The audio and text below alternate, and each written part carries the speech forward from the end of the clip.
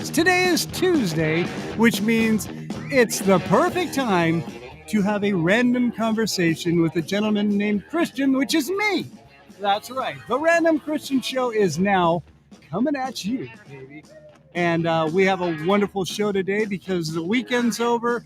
We're basically getting ready to start the weekend all over again because we're going to ignore the next few days and just enjoy this time together right now. Thank you so much for tuning in on Facebook, YouTube, Twitch, Twitter, LinkedIn, Daily Motion. You got it. That's where we're live streaming right now, and then we will be podcasted and audio downloaded into Anchor, Apple, Google Podcasts, Spotify, Bullhorn, Good Pods, Podbeans. They're all out there. So thank you so much. So if you want to join in the chat, make sure you go ahead and join in. We've got this little spot right here. In fact, I'll just make that spot available right now. See, there it is, right there. This little spot just off to the right of me, I guess. You'll see a live chat spot right there where you can join in and ask our guest, who is Steve Rubin, author and writer and director extraordinaire. Such movies as Bleacher Bums. He's got the coolest books out. One is based on Bone, 007 Bone. That's right. James Bond Encyclopedia, as well as the Twilight Zone Encyclopedia. He's been involved in all sorts of movies, and in fact, there's one that we have a fascination with that I want to ask him about as well. But he'll be coming up here shortly. In the meantime, see, I'm even so organized now. I've got files on people. It's really cool, dudes. Hello, Cousin Tracy. Okay, so now, as we say that, I want to say thank you to Consolidated Skateboards. They are our unofficial sponsor, and they are on the web at www.consolidatedskateboards.com. Also on the Instagram at Consolidated Skateboards. That's it. Yeah, just at Consolidated Skateboards or Consolidated Skate. I think it is. Yes, and awesome decks, wheels. They've got the blankets, which fall is here. It's coming down, and that warm weather is fading away. So you need one of these nice, thick, heavy blankets that they sell. Oh, they're amazing. Also, their hoodies and shirts. I'm wearing one of their shirts right now, as you can see. They got hats. They got all sorts of, clothing, plus the banana chucks. Oh, my gosh, the most amazing, comfortable shoes ever. Make sure you check them out. www.consolidatedskateboards.com. And next week on this show right here, we are going to have Mr. Larry Hanlon. He is an actor and comedian. He's been on Friends. He was the downstairs older gentleman neighbor, crazy kind of grumpy guy downstairs from the girls on Friends. He was also in Escape from Alcatraz. Been in all sorts of movies. Billy Madison.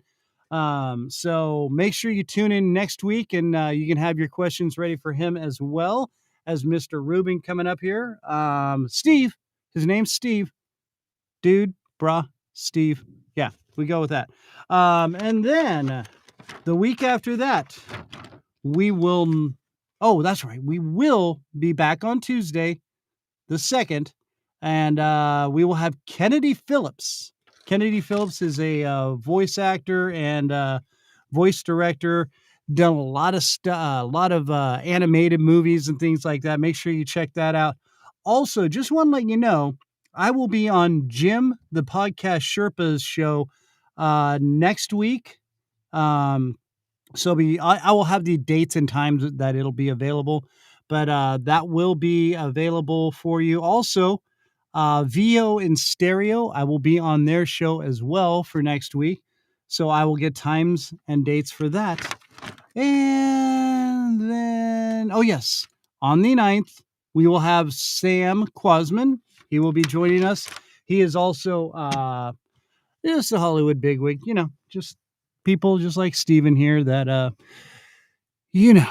make you enjoy what you do. So, anyway, that's all that's coming up right now. And speaking of coming up, coming up into the microphone, it is Matthew. Let's welcome Matthew to the stage. Get your dollars out, guys, because he's ready to shake it for you.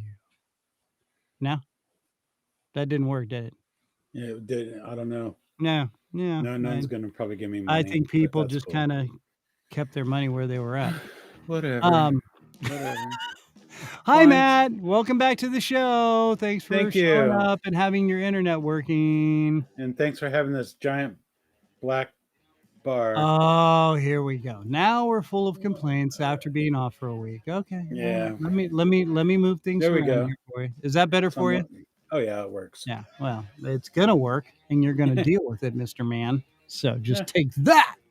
All right, dude. So how you been, man? You've been gone for a week, and now you have 2 new additions to your house, correct, sir? We do have two new.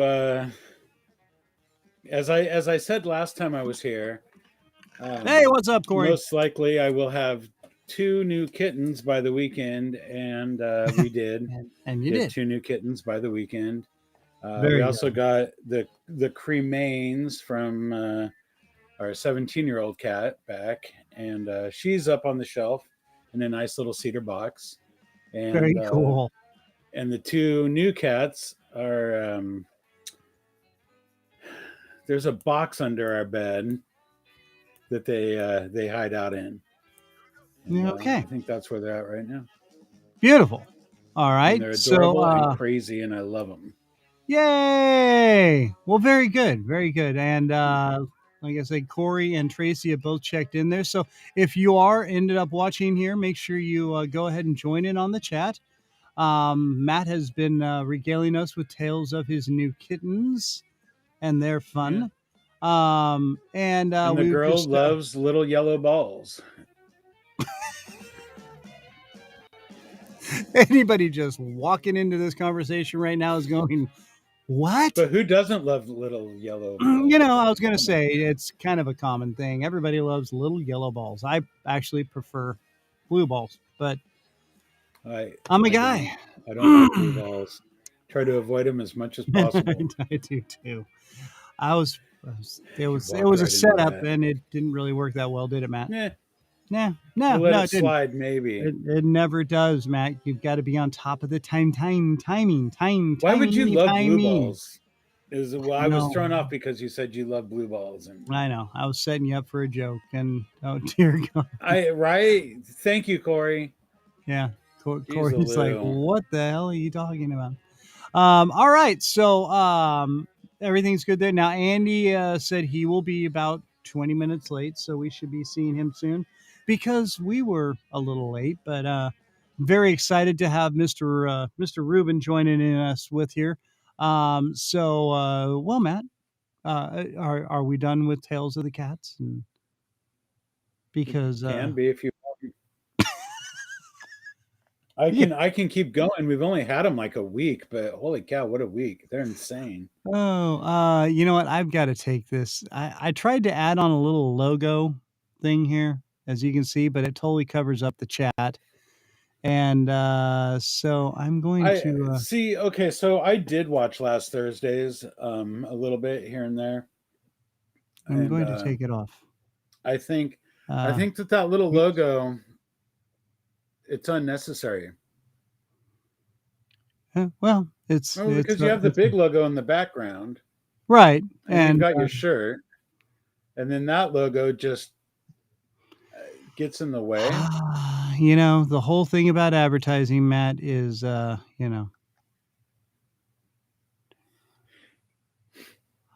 that's right. I saw that. Yeah. Little addition here. Okay. You know what, Corey? I'm gonna bag on your show. Okay. But I'm not wrong, am I, Corey? Shut up. I'm trying to figure out how to get the I want to know. I want to know. It's crazy. What Corey thinks about that logo. If it could be a better logo, like maybe, I don't know, like a picture drawn by your daughter or something. Oh my gosh. Be used as a logo. It's a graphic logo. Let it go, dude. Just let it go. I got to bring it up about every 6 weeks. All right. I've got. Well, you know what we're going to bring calendar. on my calendar. It's put it on our Google Calendar. We're going to bring up, ladies and gentlemen, Mr. Steve J. Rubin. Sir, how are you? I'm great, guys. And Great to be here. This is quite a show. I have a feeling we're going to have a blast today. It's starting a little rough, but I think we're going to have fun. Just starting a conversation discussing the positives and negatives of blue balls alone could get us going. Right. There are no positives of blue balls, are there? I mean, name one positive, and I will. It depends. What?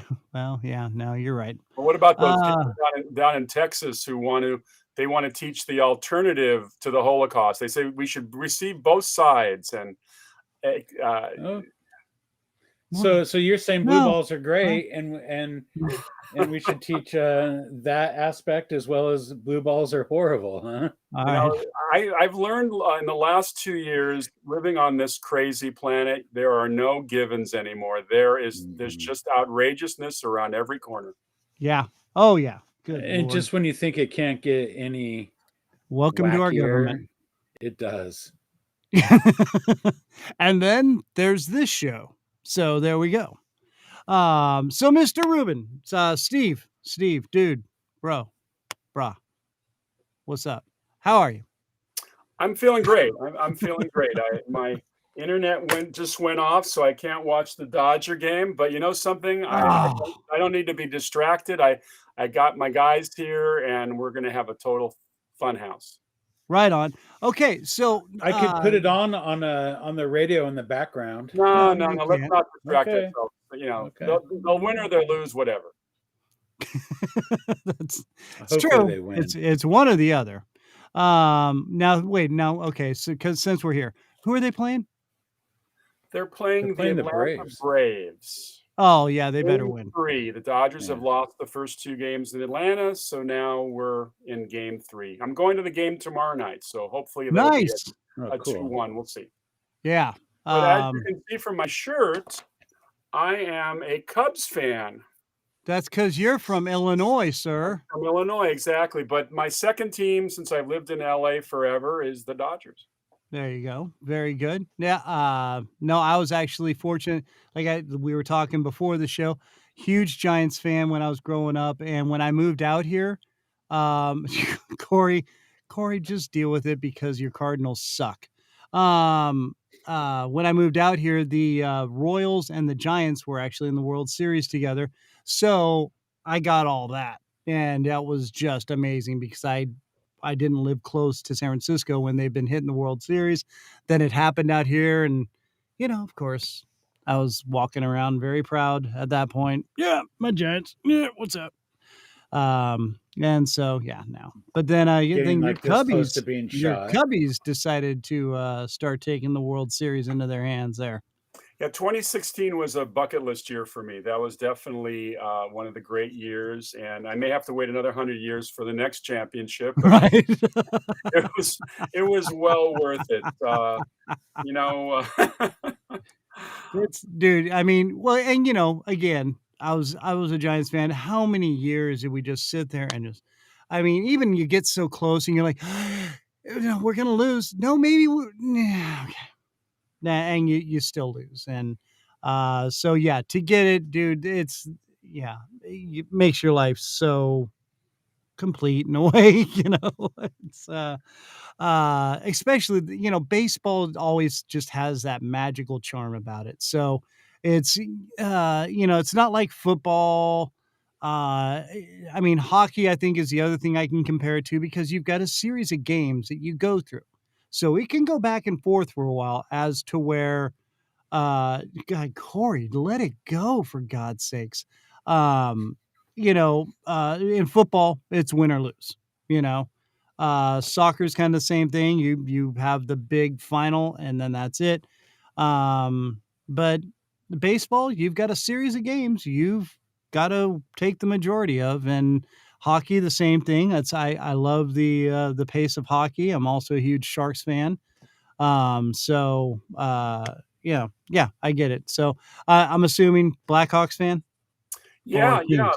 I'm not as big a hockey fan, but I like the Blackhawks. I like the Yeah, Bulls. The Bulls have been kind of woeful of late. the Bulls, The Bears, the Bears have been the woeful Bears. late. But you know, Yeah, sports to me is just kind of a relaxation thing. You know, some people find baseball dull as dishwater. When I sit back on the couch and watch a baseball game, it's like taking a warm bath. You know, just it have such a connection to like all the way back to when I was a kid. And that's the one thing about baseball.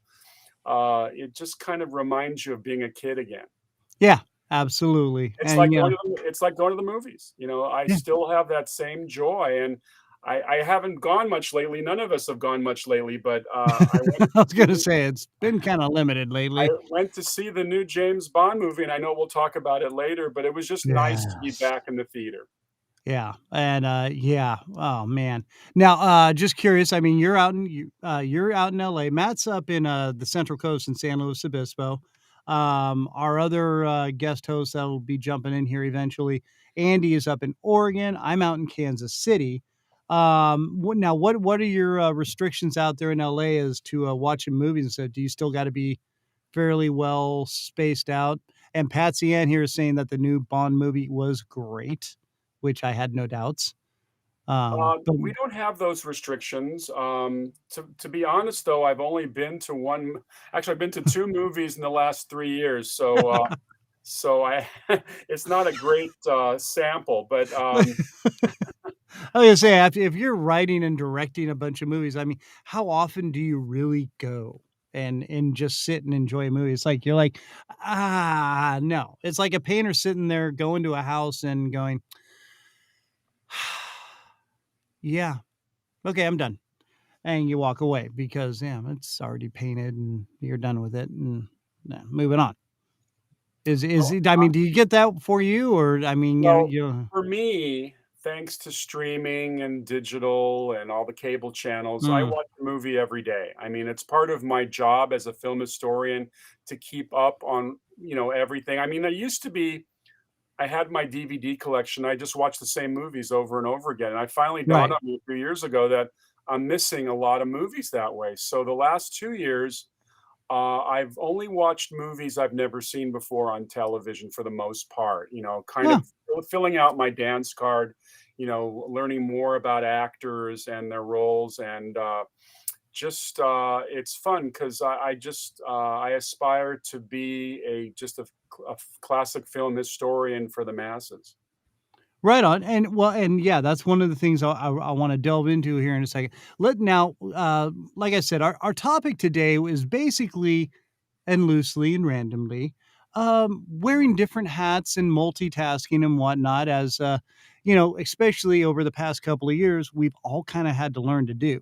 You know, either we're working jobs where we're having to do a lot of different things all of a sudden because there's a lot less people working with us, or we've changed our careers. We've changed up things, and you've worn a lot of hats in the entertainment industry. Let's just go down the list. I've got writer for television and theater, or not theater, movies, right? Well, I'm aspiring to be. I would say that my major path has been I started as a film journalist. I wrote Okay. for Cinefantastique in Chicago for many years, got a little bit of a reputation for doing very lengthy, kind of forensic, behind the scenes looks on classic 1950s science fiction films like The War of the Ooh. Worlds, Day the How Earth Stood fun. Still, Forbidden Planet.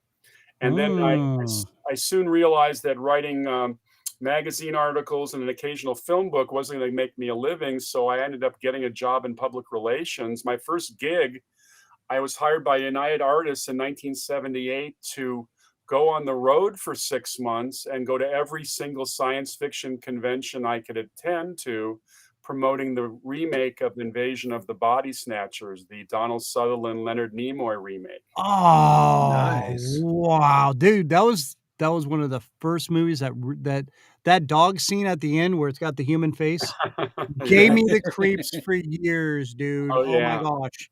Oh Yeah, my gosh. that was a great year for movies. That was the year the first Superman movie came out, and Yes.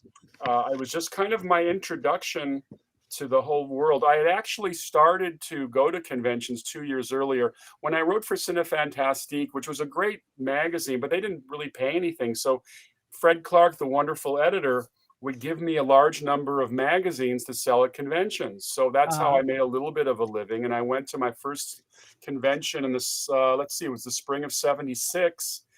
And I'm sitting at my table selling all these magazines, Cinefantastique, and this blonde-haired kid walks by, and we're having this kind of shared conversation. I had just done my cover story on The Day the Earth Stood Still, so he signed mine, I signed his, and he said, and he wrote, "May the force be with you." And I looked at him kind of strange, said, "What is that?" He says, "Wait till next year." So the guy who was You'll signing find was out. Mark Hamill. Oh That's my awesome. gosh. That's So a awesome. year Oh, before Star Wars came out, I had a little touch of Mark Hamill, so that was fun. oh, dude, that is Uh, awesome. Oh my Yeah, so gosh. I did that. I promoted Body Snatchers for about a year, and then I got hired by Columbia Pictures to do just a couple of things on a kind of vampire bat movie called Nightwing. I don't know if you ever remember it.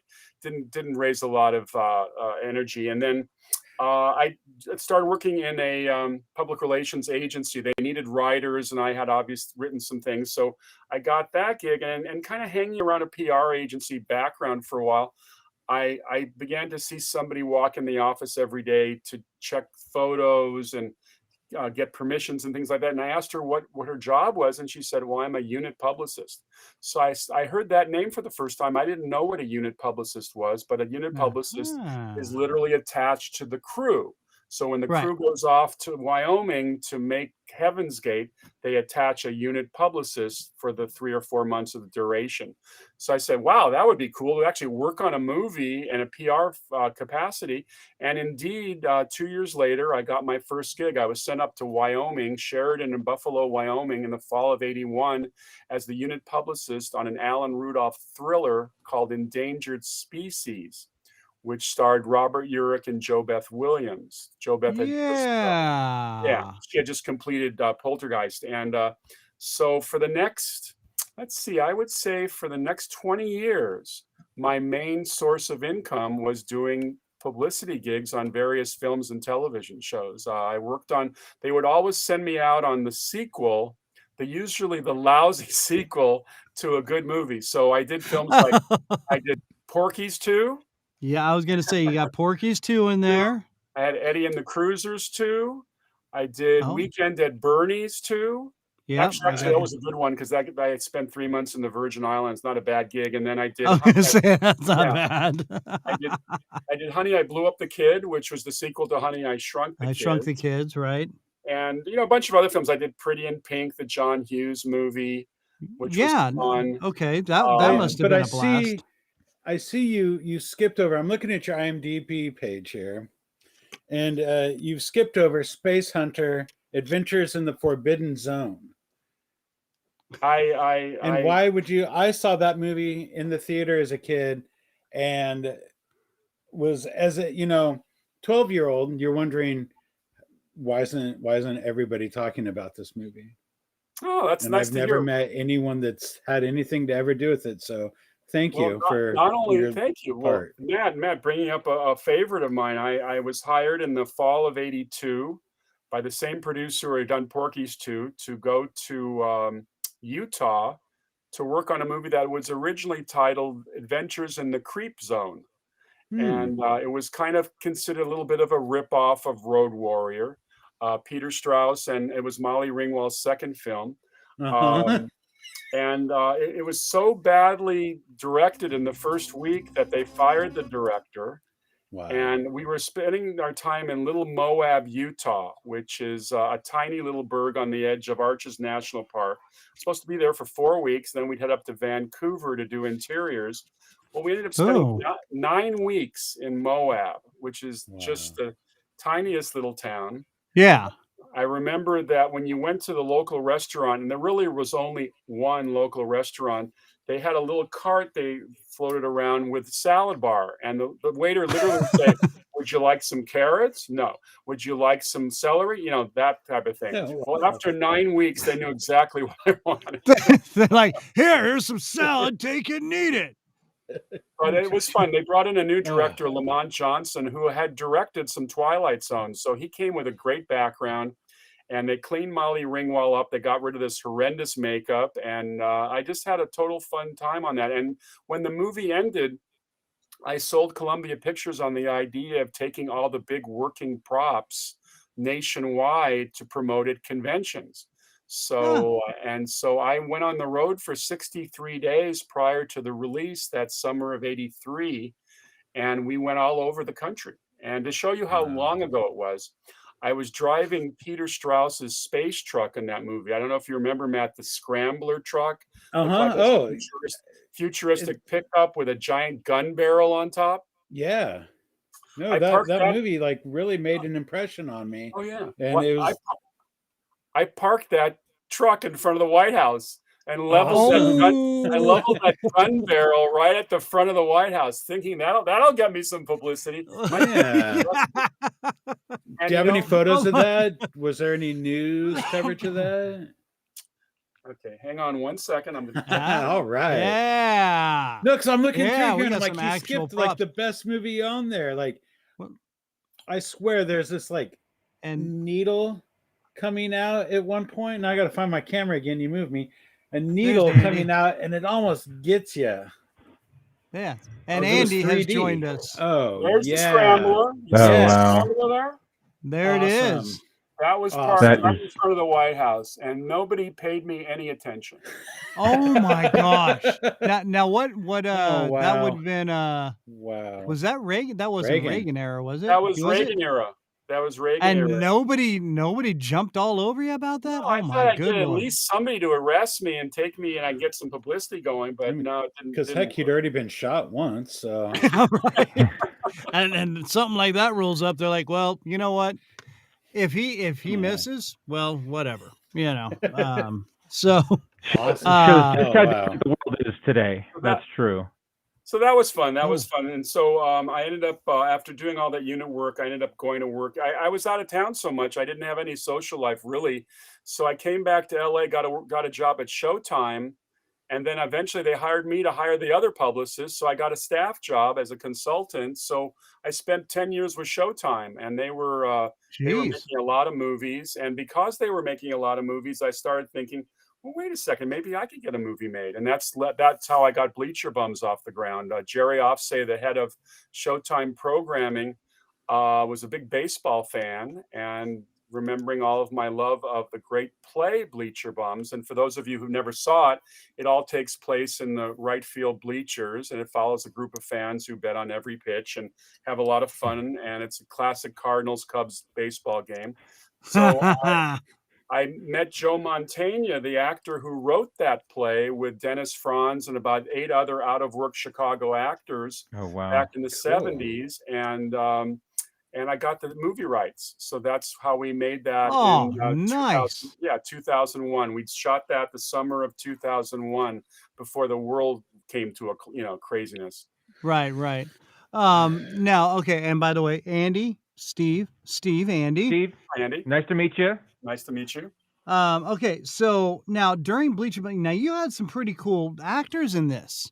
We did. I mean Hal Sparks. Hal Sparks, I've always just liked. I thought he was very funny. He was also on Talk Soup for a while. Right. He does some great stand up. Wayne Knight of Seinfeld fame and whatnot. Hello, Newman. Yeah, that's right, Newman. Peter Riegert from Animal House. Right. And I mean a lot of other sort of things, but I mean that every time I see him, I always think Animal House. And you had Brad Garrett from Everybody Loves Raymond, also very funny stand-up comedian. And obviously his voice has been lended to lots of Pixar movies and whatnot. I mean, you had some really cool people. I mean, not big, huge names, but I mean, these guys are they're such solid actors, and their delivery and whatever they do has always been great. I loved it. Oh yeah, and Um, we had an interesting logistical challenge because we couldn't get Major League Baseball to sign off on the project, so we couldn't shoot at Wrigley. So we had to kind of build Wrigley Field in Toronto. oh, jeez. Showtime's mandate in those days was you can shoot anywhere in the world as long as it's Toronto. Right. Yeah. Well, So, that seems to be a lot of people's theory. oh I yeah. mean, Canada's like, yeah, So film either up that or here, do it. Vancouver. I mean, Yeah. Well, we built the outside bleachers on an abandoned Air Force base in the middle of Toronto, and then we Wow. had a soundstage with the inside bleachers. So Saul Rubinek, who's a wonderful actor himself, that Mhm. you guys might know from probably one of his better roles, as he played the producer in True Romance, the one who buys all that coke Oh from Christian yeah. Slater. That's right. Oh, Yep. okay. Yes. Yeah, mhm. Where well, he was playing his inner whatever the producer's name is. But anyway, yeah, no, Saul put in a great movie together, and we got excoriated by the Chicago critics because, by the way, not only would they not let us shoot at Wrigley Field, they wouldn't let us call the team the Cubs because you have gambling in the stands. Oh my oh God. my Oh. gosh. So we called the team the Chicago Bruins, and the Chicago critics killed us for that. But the movie turned out really nice, and if you catch it on cable, it's a fun movie. It's called Bleacher Bums. Yeah. No, I remember I've seen it. I've seen it quite a while ago. And now, okay, why didn't you just go with the Chicago Bears? Was there Well, a licensing thing with that? Because at least it's still Chicago-ish, you know? I don't Chicago think Baby Bears. the Bears. Well, it's funny because I even said to the director at one point, just to kind of give a little defiance, let's have a troop of Cub Scouts in the stands, and one group says Chicago, and the other says Cubs. Cubs. Cub Scouts, Cub Scouts. No, but no, they wouldn't go for that. That would have been great. Oh Ah, man. the love of the loophole. Yes, that would be awesome. See, okay, so this is so cool. All right, now, okay, let's go through. Okay, so you got writer, director. You've kind of gone through your laundry list of things that Well, you got. writer, publicist, actually journalist, historian, publicist, producer, and now almost exclusively now I'm focusing on writing. I'm actually writing comedy with one of the funniest guys in Hollywood. His name is Billy Reback. Billy was one of the original writer producers on Home Improvement, the Tim Allen series. Oh, He wrote nice. for Murphy Brown, a lot of the Disney Channel shows. And Billy and I have known each other for a long time. We're focusing on trying to bring good, fun family comedy back to the multiplex or wherever. Yes, I think yes. comedy's gotten too raunchy when we see it. It's like the same thing over and over again. We our like iconic films we always want to emulate in any way we can are The Wizard of Oz, Right. Back to the Future, Ghostbusters, Night at the Museum. Those kind of movies where you can take your 80-year-old grandmother and your 8-year-old and nobody feels bad at the end of the movie. Right. Yeah. Right. There's no awkwardness. Yeah, and see, honestly, I think that's that's one of the great. things I love. Yeah, and that's one of the things I love about the Bond movies. They were all, I mean, you could have a wide age range in there. Now, lately, it's gotten a little more physical, I guess we could say, and I mean, yeah, there's some kind of sexy scenes or whatever, but nothing. I mean, it's still, I mean, Bond is the ultimate superhero in a way. And I know we're gonna, I'm jumping ahead, but because now you've written and going back to your historian and author, you've written the James Bond Encyclopedia, you've written the Twilight Zone Encyclopedia. There it is right there. Boom. What's up? I love the way you work the O's and the seven. I thought that was awesome. I saw that. I was like, oh, that's cool. Um, so yeah, I mean, you've got, geez, yeah, multitasking and multiple hats there, sir. It's Um, often, Christian, it's often based on purely financial issues. I learned early on that certain things you do out of love, but they don't really give you the paycheck. So you have to kind of have that day job. like podcasting. Yeah, yeah. So basically, well, my first book when I got out of college was called Combat Films, American Realism, 1945 to 1970. Yeah, I wanted to ask you about that. Yeah, and that was later updated just recently to 2010. But when I got out of UCLA, I'd been a history major. I wrote for the college paper. I had a lot of writing interest, and I thought that I should write about something I'm interested in. And I started interviewing filmmakers who made the great World War II movies. Mhm. Films like 12 O'Clock High, The Longest Day, Patton, Hell is for Heroes, The Great Escape. Battleground, films like that. And the book was published by McFarlane in '81 and sold 500 copies. And Uh-huh. that was considered good for McFarlane. And I said to myself, if I'm going to spend 5 years writing a book and sell 500 copies, I should find another profession. So I was looking around. I was looking around for a subject, and I realized that no one had done a behind-the-scenes history of the James Bond movies. Yes. So I got lucky. I approached Cubby Broccoli, the producer, on a good day, and I did a long interview with him, and he invited me to go to London to meet his stepson, Michael Wilson. And that summer of '77, I actually got complete cooperation from the Bond people. They opened up their filing cabinets to me. Oh. So I had the call sheets on the first 10 movies. So my first book, and hang on one second, I'm going to show you the cover. I can't do this on the Johnny Carson show. So this is the first book, the James Bond films. In the history of motion pictures, has there ever been a smaller byline on a book cover? Good Right. Lord, yeah. You need a microscope to see that. So that came out and did very well. I sold 50,000 copies of that book. So I had latched onto a good subject to write about. And then I was approached in 1990 to write an encyclopedia by Contemporary Books of Chicago. And they had success with the Elvis and the Marilyn Monroe encyclopedia. So they approached me to do Bond. And my latest book, the new edition of the James Bond movie encyclopedia, is in its 4th edition. Wow. Oh, Okay. wow. And well, and see, I had a little bit I was going to. Like I said, I was trying to sneak into the James Bond thing because I even have music queued up and everything. But so Andy, I'm sure you've got some questions here for Mr. Rubin, as you are. His podcast is really movies and TV shows, and yeah. So I wanted to give Andy a chance here to throw some questions at you because I'm sure he's got a plethora of them. So, well, my big question right now is, who do you think, in your expert opinion, should be the next James Bond? Boy, is that a loaded question these days, Right? I just read an article where they were actually analyzing all the choices. I think that the name that pops up a lot these days and is not the safe choice by any means. I think Henry Cavill, who we know as Superman, is considered a quote unquote safe choice. Right. But I think Idris Elba could take the Bond films in an interesting direction. Now, I don't know if he's going to get it, but he's a possibility.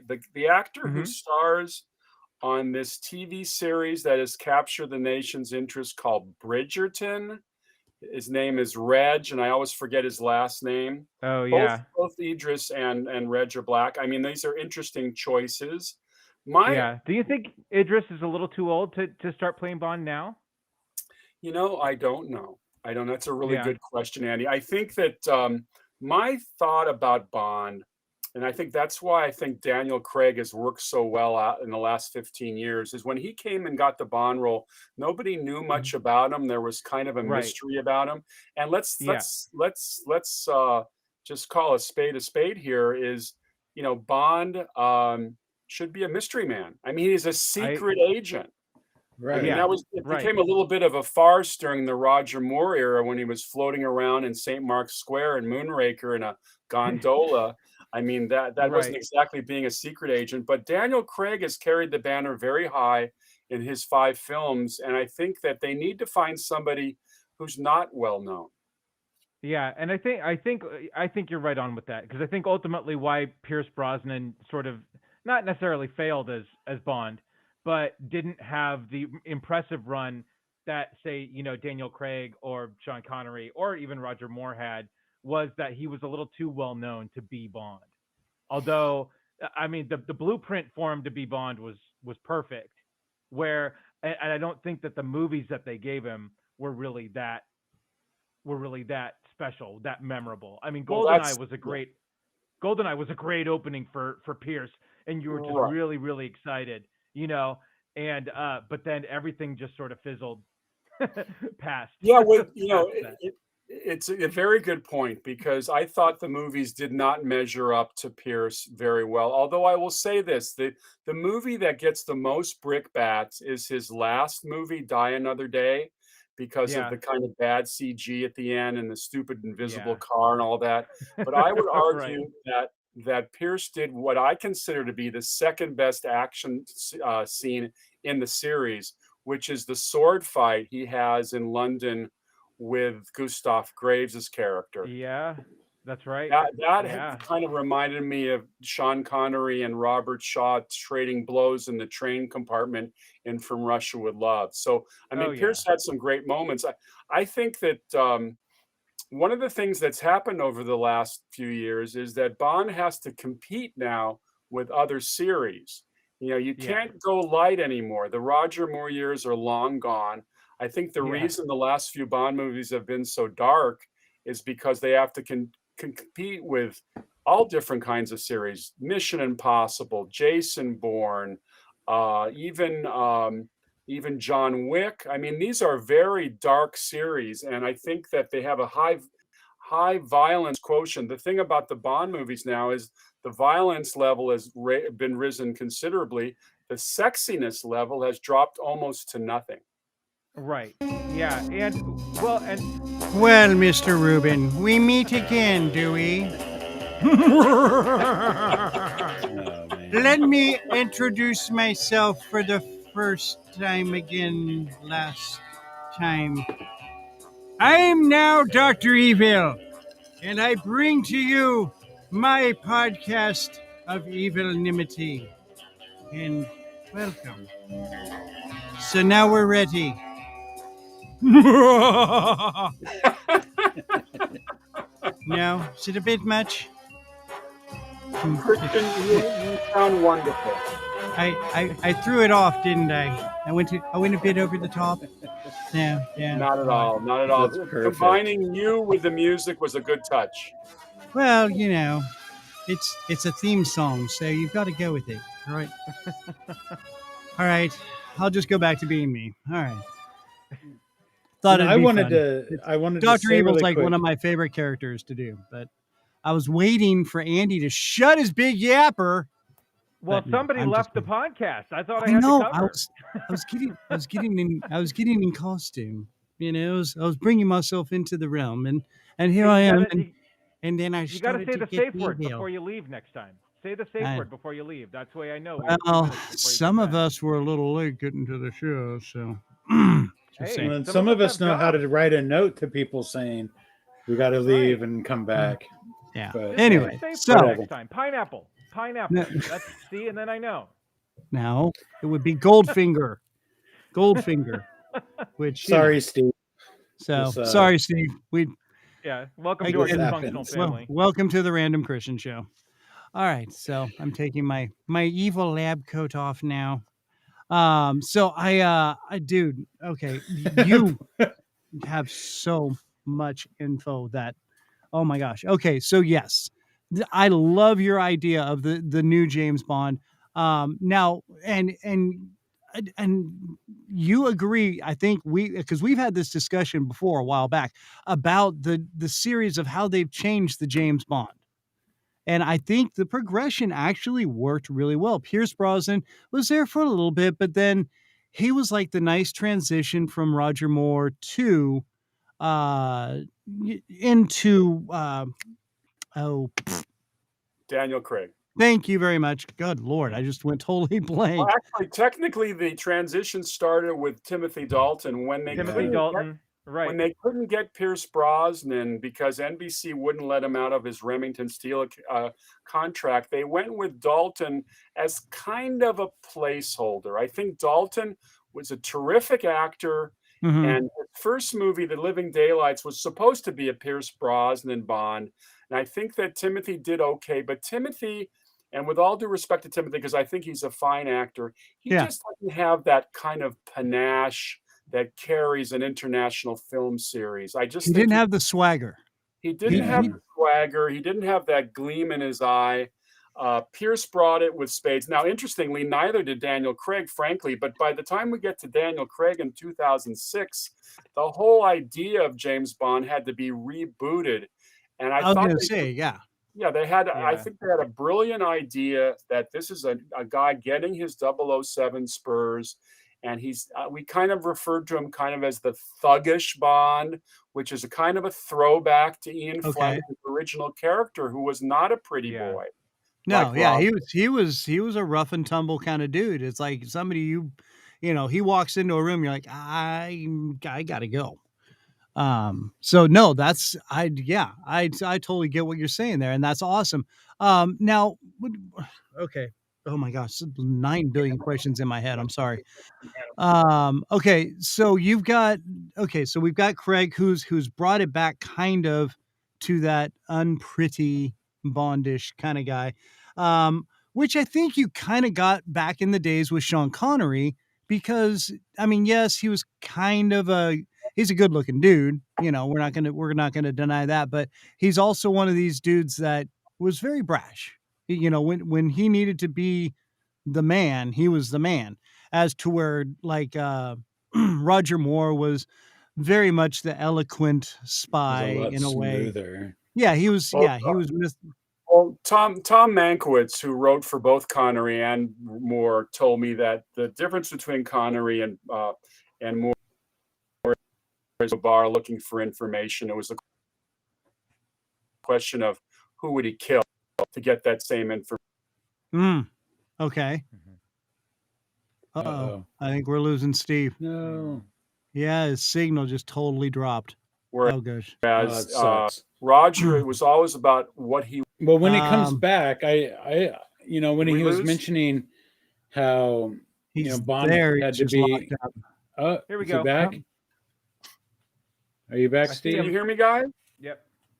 Can you hear me? I there, can there. hear Yeah, you. your signal's coming back. We lost your signal there for a second, boss.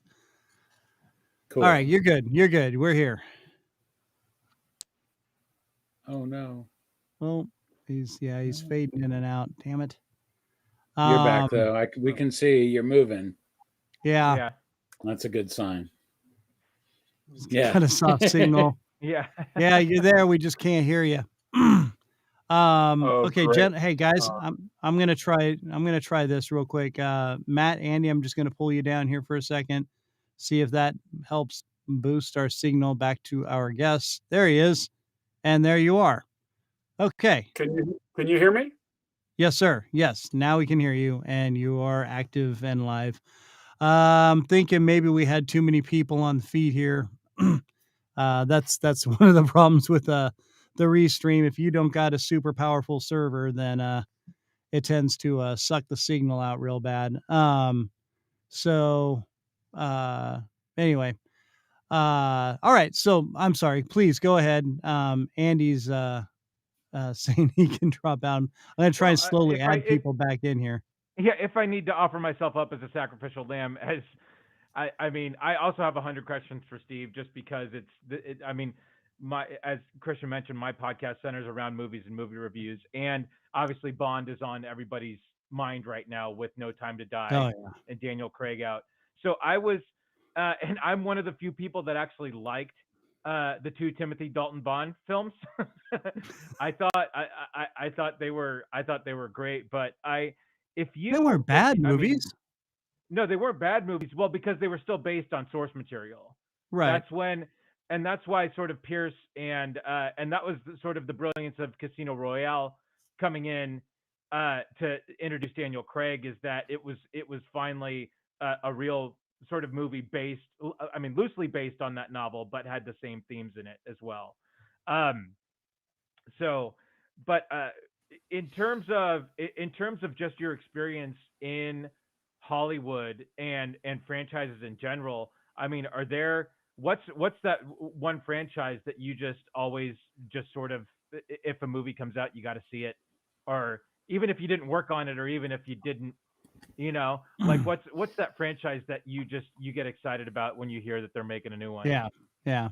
Well, I mean, for me, the Bond is a given. I've been seeing Yeah. Bond movies since my parents took me to see Goldfinger at the Grauman's Chinese at Christmas '64. Oh, Nice. wow. Seminal experience after I first read the book. I mean, my first experience with Bond, my dad brings a paperback home from one of his business trips and drops it in my lap. Now I'm 11 years old. He hands me a paperback with a naked girl on the cover. I Right. Oh said, yeah. You're like, "Well, like I this, gotta yeah. go. So he hands me Steve's Gold. been locked in the bathroom for an hour.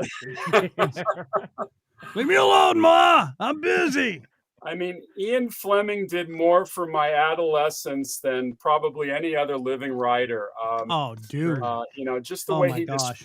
just the way he described women would not give you an education, but seeing the movie and seeing everything in the book was just fun, and I was taken. I mean, I've been a Bond fan since day one.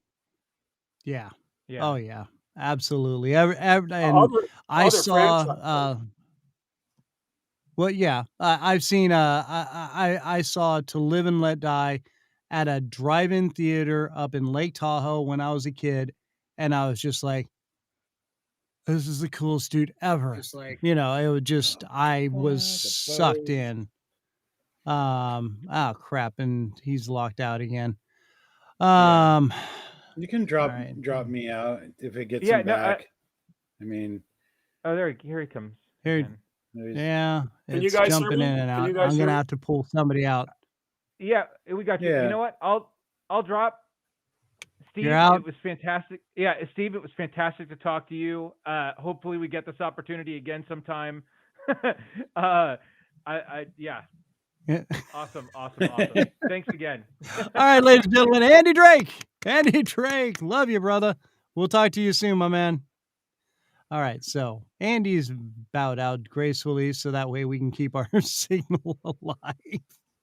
And ironically, it's usually Matt who ends up dropping out because of his internet signal. So I did the magic touch. he did the magic touch today. So back to you, Mr. Steve. Okay, so now let's go. Let's just hit right to the meat of this. Top 3 Bond films. If you had to go 1, 2, 3, we'll start at 3 and work your way up. 3 would be From Russia with Love. Ooh. 2 would be Casino Royale, and 1 would be Goldfinger. Oh, now, okay, I know a lot of people who are like, yeah, Goldfinger's all right. No. What is it about Goldfinger that makes that the Bond movie for you? The perfect mixture of danger and just witty kind of repartee between the characters. I mean, Yes. I can quote about 100 lines from that movie. As much as I think the Daniel Craig movies have been terrific, particularly Casino Royale, Skyfall, and No Time to Die, I couldn't quote a James Bond line to save my life. I mean, it's it's not about the dialogue anymore. It's not Richard Maibaum, the former playwright, writing James Bond novels. It's about the action and the characters. But I think that I just love the wittiness of that dialogue in both From Russia with Love and Goldfinger, and to a certain extent, Thunderball and Dr. No are right behind them, right there. Okay, so you're definitely with the earlier version, the Sean Connerys.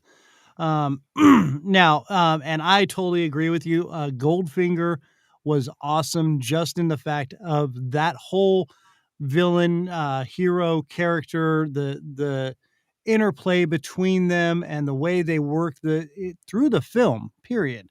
I thought was just not just the dialogue, but the way they kind of balanced the movie out, putting it all together. I thought it was very well done, and still one of my favorite lines out of that movie. And I'm sure everybody, Do you expect me to talk? they'll expect you to die. Yeah, it's Although and the best line in the movie, perhaps the best line or the best repartee in the series, is Bond's waking up from being tranquilized on Goldfinger's jet, and he looks up to see this beautiful woman and says, "Who are you?" And she says, "My name is Pussy Galore." And yeah. he says, "I must be dreaming." Well, I've died and Oh, gone to man. heaven. The day is mine. Yeah, no, that's my horrible Sean Connery impersonation, by the way.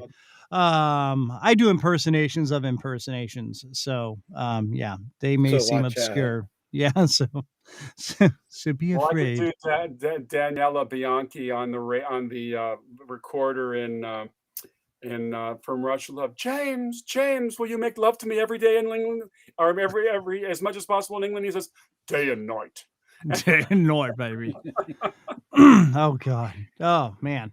All right. So okay. So yeah. And again, like I said, I started off with Roger Moore, but then I saw the original James Bond movies earlier, and later on, and went, well, why didn't I see these? Who the hell's this guy? And then I learned of the whole, there's different actors. This guy's been around for a while. And So by and and by and by the way, the guy who gets no shrift these days, but who was really excellent in the role, was George Lazenby, who but replaced Connery in that wonderful movie On Her Majesty's Secret Service, which right, some group recently voted the best Bond movie ever.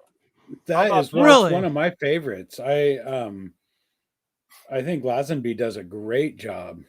Like, I thought it was a good totally movie. I just underrated. So now what happened? I've never really heard the whole story behind that. What happened? I mean, they just said goodbye, Sean, and brought him in, or Well, Sean Connery was getting upset with the length of the schedules. He couldn't do any other movies because basically they tied him up for up to 6 months. So after doing 5 films, he kind of just decided, I'm done. And he didn't really think he was being taken care of financially by Broccoli and Mm, Saltzman, the two producers.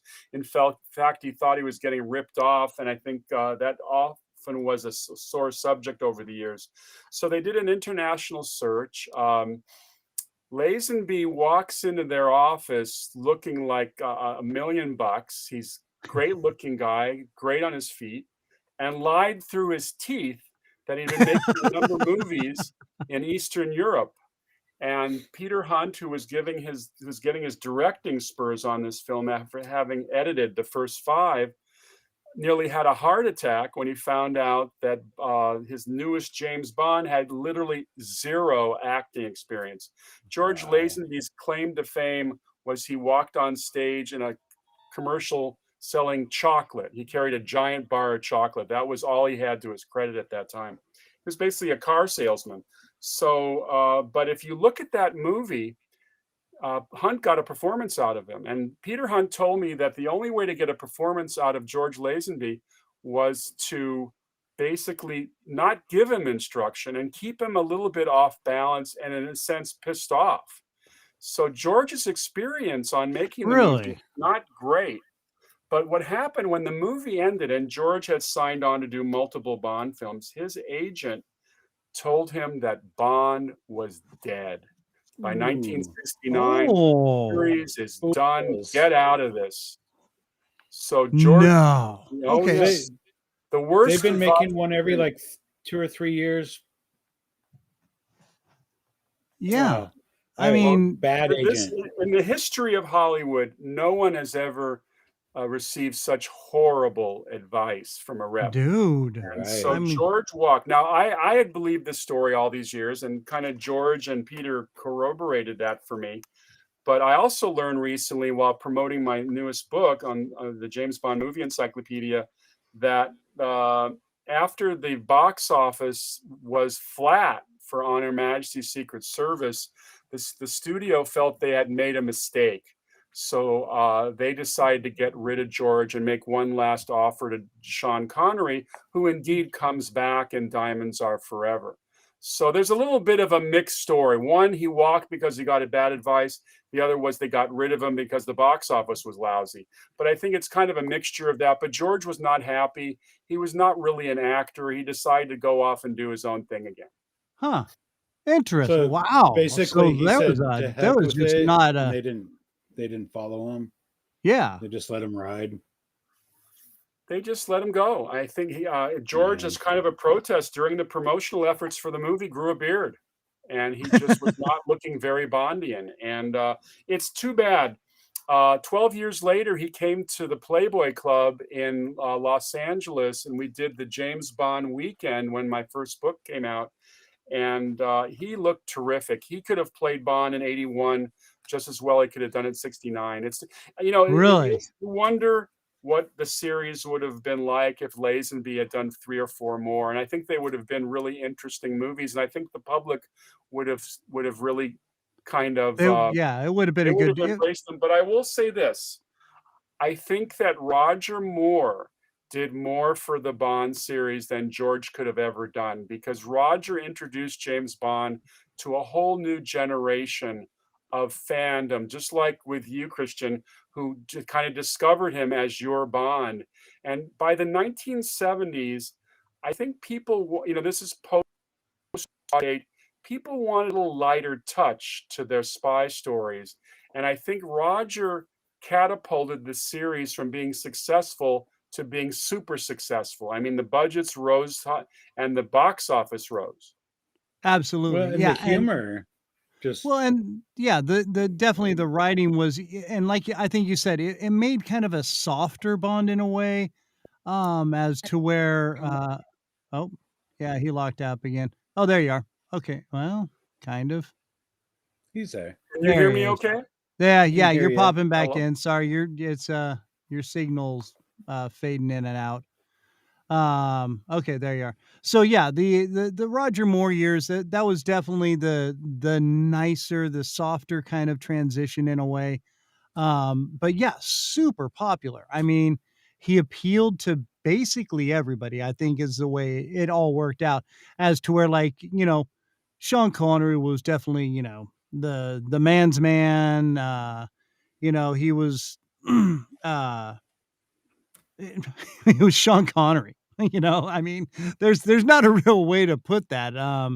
And then you've got Roger Moore, who really kind of smooths into everything for everyone. And then you end up with a guy like, and then of course, Timothy Dalton and Pierce Brosnan were kind of Roger Moorish, but Pierce Brosnan started taking it to that darker side, and then Daniel Craig just bam. I mean, he came in as the British badass and just totally dominated it that way. And I think, I think the writers took on the actors very well, or maybe vice versa. The actors took on the writers very well, the way they scripted it.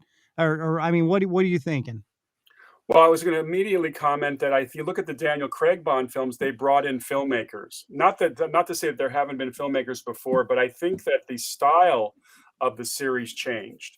I think that basically with Martin Campbell with Casino Royale, and then with Sam Mendes on Skyfall and Spectre, and now with Cary Fukunaga with No Time to Die, you're getting some really cool filmmakers who have brought the series some styling things that have not been there before. I can't say enough about No Time to Die. I think they really pulled out all the stops. It's I've been telling everybody it's a big ass Bond movie, and it has all the bells and whistles and a lot more. It's the most emotional of all the Bonds, and well worth seeing on a big screen, the biggest screen you can find. Really?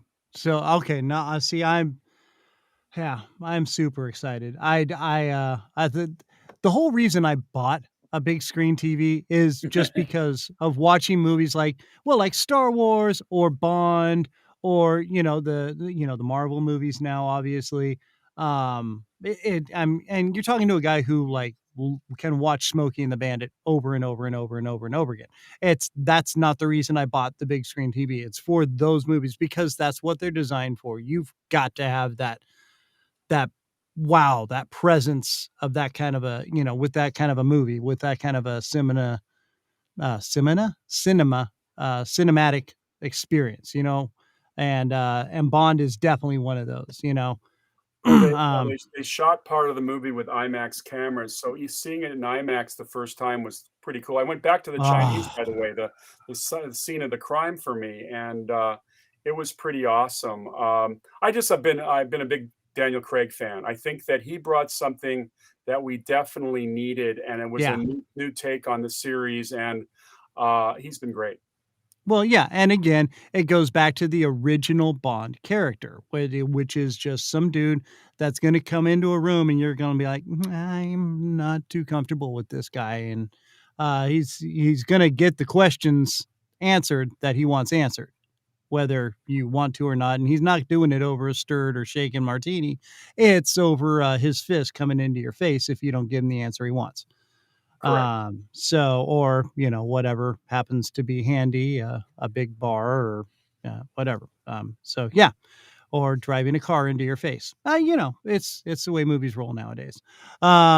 So yeah, I mean, we can be here all day talking Bond for sure, because it's one of the things I love, but one of the things that you also love, sir, and have well documented is the Twilight Zone. Right. So let's delve into this. What was where did the Twilight Zone fascination come from? I mean, has this been something from being a kid? Have you done this from the very beginning, or is this just kind of a recent fascination? I mean, I know you wrote the encyclopedia a while back. Now, how long has it been since you wrote the first one? It came out in 18. Came out in 18. Okay, 2018. There it is, right there. The Twilight Zone Encyclopedia. Boom. Nice. Kristian, my first blush with the Twilight Zone was not a good one. I was 8 years old. I wandered into the living room one night, and my parents were watching an episode about a bet in a private club where this motor mouth would not Oh, sold talk for a whole year. And as a kid, an 8-year-old, hearing that scared the living crap out of me. The fact I could hear. So I ran out of that room and I never watched the Twilight Zone again until much later at college. Oh, So yeah, I funny. can see where that would But Twilight Zone All right. fans, over the years, the book came out in 1982 called The Twilight Zone Companion by Mark Scott Zicree, which was the first book that had all the episodes listed. And I realized that I should try a different take. And I realized that what the book that was needed was to talk about the people involved with the series, both behind the camera and in front of the camera.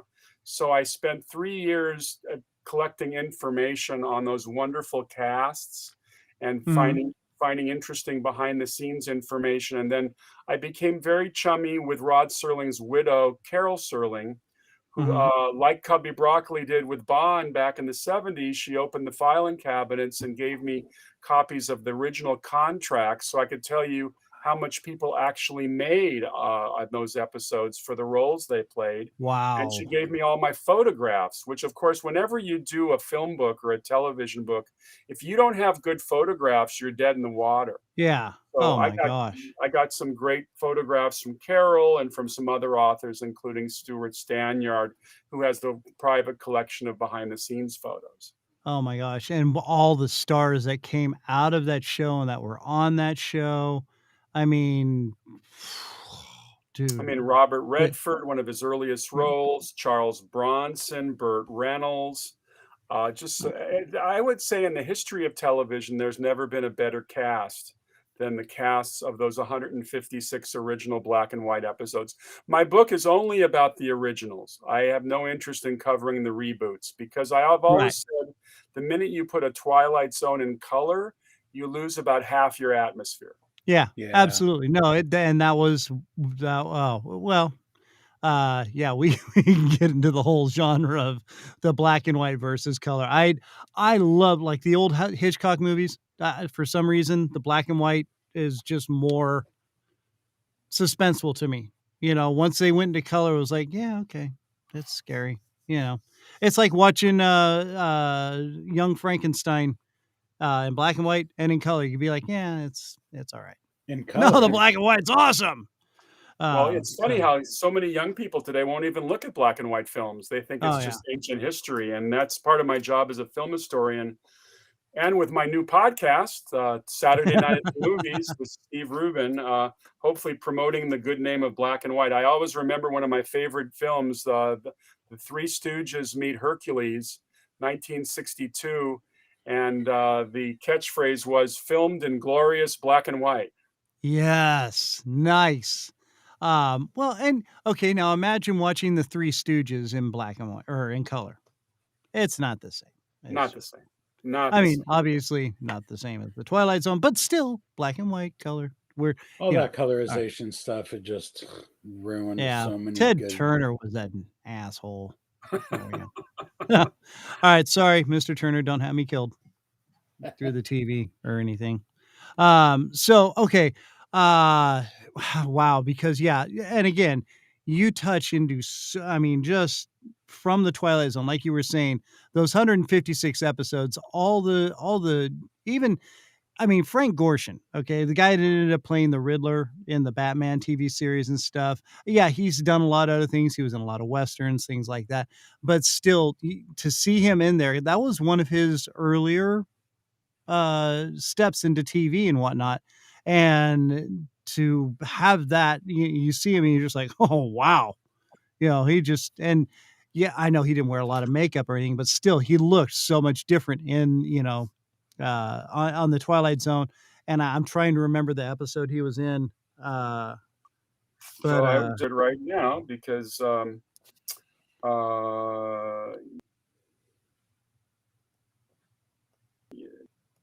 portion episode. Are you sure you're not confusing it with an Outer Limits? Maybe. Maybe I am. I could have sworn it was Maybe. Twilight Zone though. Interesting. I think it was something about time. He had X amount of time. Well, anyway, we're not gonna get lost on that because I will. Then we'll be here for. I've always been in love with time travel shows and movies ever since I saw Rod Taylor in the original Time Machine that George Pal produced. Oh yes, with Yvette oh, Mimieux. So the Twilight Zone episodes that are about time travel are, for me, the most interesting. Particularly, two episodes come to mind immediately. One is Walking Distance, where Gig Young played that burnt-out advertising executive who drops his car off to be serviced, and he walks back to his hometown, and then all of a sudden it's 1930s again, and he sees his young self, and that is such a nostalgic episode. And I learned over the years that Rod Serling had a strong nostalgic feeling for growing up in Binghamton, New York, and with the carousel, just like in the Twilight Zone episode, that kind of stuff was fun for him. right. And the other episode that I really enjoyed was the one on the airplane of the Odyssey of Flight 33, which is about a jet aircraft that goes through the time barrier. And instead of landing in New York City at the proper airport, they see dinosaurs below, which I thought was just cool. That was Oh my gosh, I'd forgotten about that one. Now, okay, and well, and yeah, and that was the great thing. Now, how much, just because you've been so involved with, how much did Rod Serling have a say in what was being written and what was being produced out for the show? Well, Was he like, he wrote 92 of 156. So, but wow? he was So very intimately involved in the show. In fact, his contract with CBS was extraordinary for its time. I think he had total creative control. I was going to say Yeah. he had a lock on it. He was like one of the first people to seriously put a lock on his show. sort of like Johnny Carson did with his show and stuff like that. He had creative control. Which was unheard of at the time. And I Yeah. think that several times he put shows on the air which that no one else would touch. I mean, he has a show on the Holocaust, Death's Head Revisited. He had a show about almost the first mention of Vietnam in American television, which was a show called, something about Pip. I forget. It's a Jack Klugman episode with little Billy Mooney, In Praise of Pip. That was a 5th season episode. He had shows about child endangerment, all sorts of interesting stories. Just tackling all sorts of big stories. And he brought in some terrific writers to join him. Richard Matheson, one of the great writers of horror and science fiction, George Clayton Johnson, and Charles Beaumont, who sadly died way before his time, was a brilliant writer. Some of just the amalgam of those 4 working together was extraordinary. Absolutely, yeah. And now not every show was super impressive. I mean, you have 152 shows. I mean, there's something, but they all have something where no matter what, you're watching and you're just going, it's like Hitchcock. There's going to be something, you're just not sure exactly what it is, so you're sitting there and you're waiting and watching, where, Now, oh crap. Oh no. Did we lose you again? Yeah, there you are. You're back. You're back. You're good. You're good. Sorry, guys. I don't. Wi-Fi is wonky today. But I was going to say, to start my research for the Twilight Zone Encyclopedia, I watched all 156 episodes in a row. So I watched them, and I'll tell you, it's extraordinary. Yeah. What they put in that show. Even the 1-hour episodes that have been disparaged. Really? Now, the writing for all these shows is, especially for its time, absolutely mind-blowing, because, again, he kept creative control over everything to where, you didn't know. You really didn't. And that was the great thing. It's like when the people have all the pig faces, and they're working on something, and they're like, oh, we can't do anything about her. And she turns out, having this beautiful face and stuff. And she's like, what's the matter? What's the matter?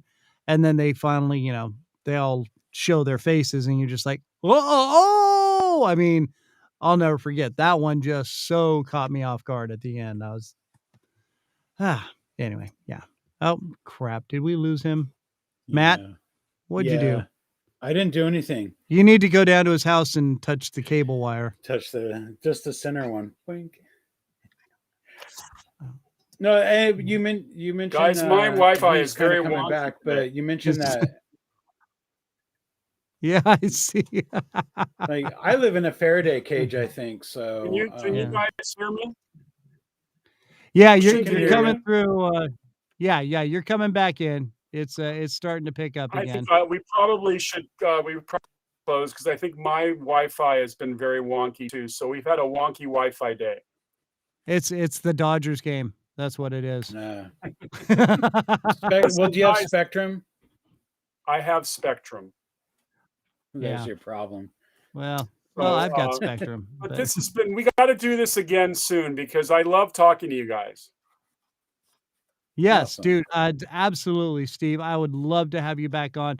We'll get you rescheduled, and we'll figure out a good time where we can make this work with your internet and all that. So, apologize, but this has been absolutely amazing. Loved having you on here. We're gonna put a link up to your websites and all that, and for all your books and whatnot, onto the website. So anybody listening or watching, make sure you go to the randomchristianshow.com, www.therandomchristianshow.com. He'll be on there with the link for the show and everything. And Steve, thank you so much for spending time with us. And man, this is again, we could be here for another couple hours. So truly appreciate it, Steve. Thank you so much for taking time out of your schedule, and we will get you back on, ladies and gentlemen. Steve Rubin. Steve Rubin, thank you so much for coming on. And let's exit you out here with a little Twilight Zone music. There we go, because it's been a Twilight Zone internet day. Steve, have a beautiful day, sir. Thank you so much. We'll be in contact. We'll see All you right, later. so- Wow. I Yeah. could talk forever about Bond. I mean, Oh my and gosh, Twilight dude. Zone, and even the old World War II movies, like Tora Tora Tora, The Great Yeah. Escape, The Oh, Longest Day. we didn't even touch man. any of that.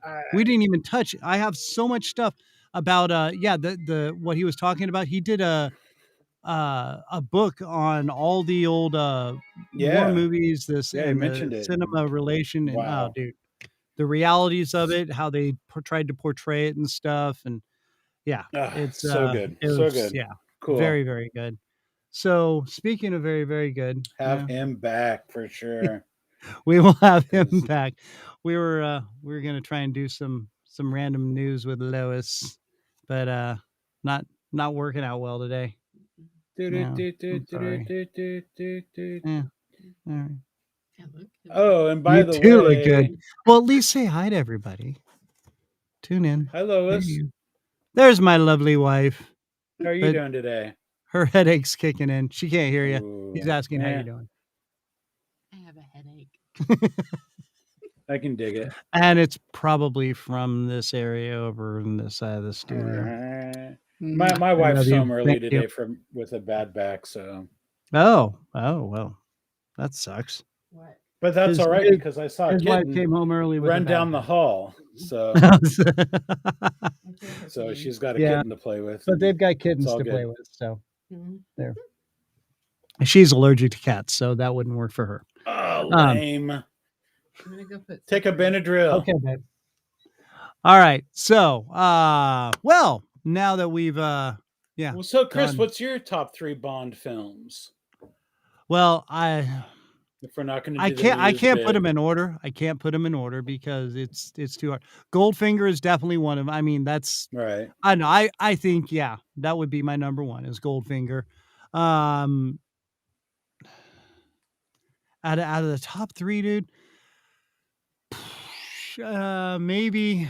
Well, I know To Live and Let Die because I just Right. that was the first time I seen it. God, yeah, It's a tough question because I think it really is. like my top 3 would But be it'd be one of the Sean Connerys. Right. I mean, yes, as much as I started off with the Roger Moore era and Moonraker, all those, it was very No, because once I saw and experienced the Sean Connery Bond, I was like, oh, dude, right, like this is the way to he's go. Bond, yeah. And I mean, it kind of confused me at first. I was like, "Wait, there's a different guy playing Bond. Why is this happening? Oh, the world's all topsy turvy." And no, Waving glory. yeah, I figured out. Oh no, that's Bond. That's Yeah. Bond right there. And yeah, the George. Oh my gosh, now I can't remember his name. George Lazenby. Yeah, I thought he did great in Her Majesty, which again Right. threw me for a loop because I'm like, wait a minute, who's this? What? This isn't a Bond film, This isn't Sean Connery. What the hell happened? And then all of a sudden there's Roger Moore, and you're just like, wait, no, what? What the wait. hell? Well, I'll tell you, when I was a kid, like one of my all-time favorite Bond movies is always going to be my first Bond love, which is Moonraker. Right. I mean, I saw it in It the was theater. a great movie. With Jaws, and I came home and I made a boat with a hang glider out of Legos when I got home because I mean, it was so cool. Yeah. Oh, But then like when VCRs, when you were able to back in the olden days, rent a VCR and some movies for the weekend. Right. My mom would always, my little sisters got a movie or two because there were 2 of them. So they each got a movie. I got a movie. And then my mom and my stepdad got a movie. So yeah, everybody got their movies. Film. And I used to always get like like, yeah, starting off because I know him, Right. Yeah. Roger Absolutely. Moore. So, Live and Let Die, great movie, Um, great theme song. But then you run out of Roger Moore movies. yeah. And then you're like, Okay. and my mom's always like, well, you should Sean Connery. And like, those are old. Those are the old ones. and then you watch one and Those you're are like, the best. They really are the best. I mean, I get it. I yeah. get it. Oh, what? Because I'm old? Because I just turned 56? Yeah. All right. I'm old. No, Is that what you're trying to say? that's not what I'm saying. Yeah. I'm saying the older the better. It gets better. Yeah. No, I mean, you only live twice but- is one of my top 3 too, though. Really? You only live twice? It's him as trying to be a Japanese. I know, dude. It's like that one's like, dude. But I mean, but just that's a for the camp sheer one. nerdiness of it. Yeah, I get it. Yeah, no, and that's why. Yeah, you're 6 foot something and really Yes, white. I'm Japanese. Yes, that's right. I like egg foo young, right? No, you don't. That's You Chinese. like haggis. That's American. Freak. You need, but whatever. You're not even British. You're Scottish. What the hell's the matter with you? I'm not Scottish. I'm Japanese. I'll have your mother Scottish. Come on, Trebek, give me another question. All right, sorry. I'm doing Daryl Hammond as Sean Connery. So, but you know what? That's we forgot to ask him what his favorite lunch sandwich is. Damn it! We'll get him twice next time. I know, dude. His what are your internet favorite like 2 all sandwiches? Yeah. But no, I think for all our guests from now on, that's one of the questions we should ask. What's your favorite James Bond film? Okay, put it on the board. So, I'm putting it on the board right. Well, I'll put it on the right board in a minute or two when you find a pen to do it. There you Got go. it. Right here, everything's set up. I rearranged the studio, by the way, so it's a little more user friendly, and we can fit me and somebody else in here a lot easier now with a decent camera angle. So, I have Matt, to take my camera down when I'm done because the first night that we had our new kittens, I found the little girl cat underneath my tripod, which is only like this far off the desk, right? But she was under there with my camera on top, and I spooked her a little, and the camera kind of went. So camera comes off the tripod now. How to do it?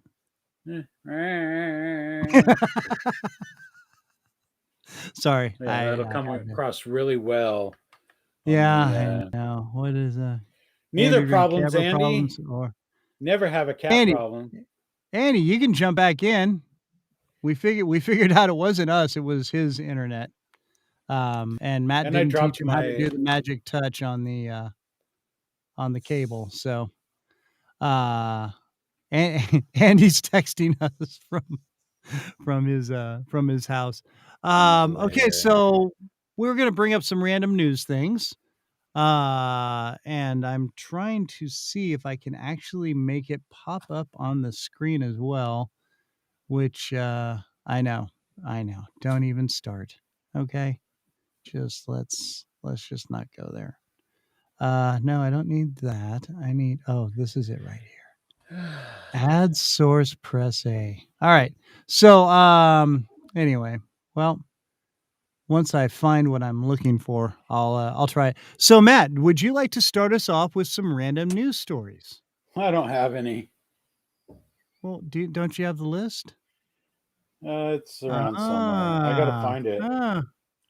I didn't think we were using the Google Sheet anymore, so whatever. I didn't know. There's back to being there's used. Andy. Oh, so that's how it is. I see how it is. There's Andrew.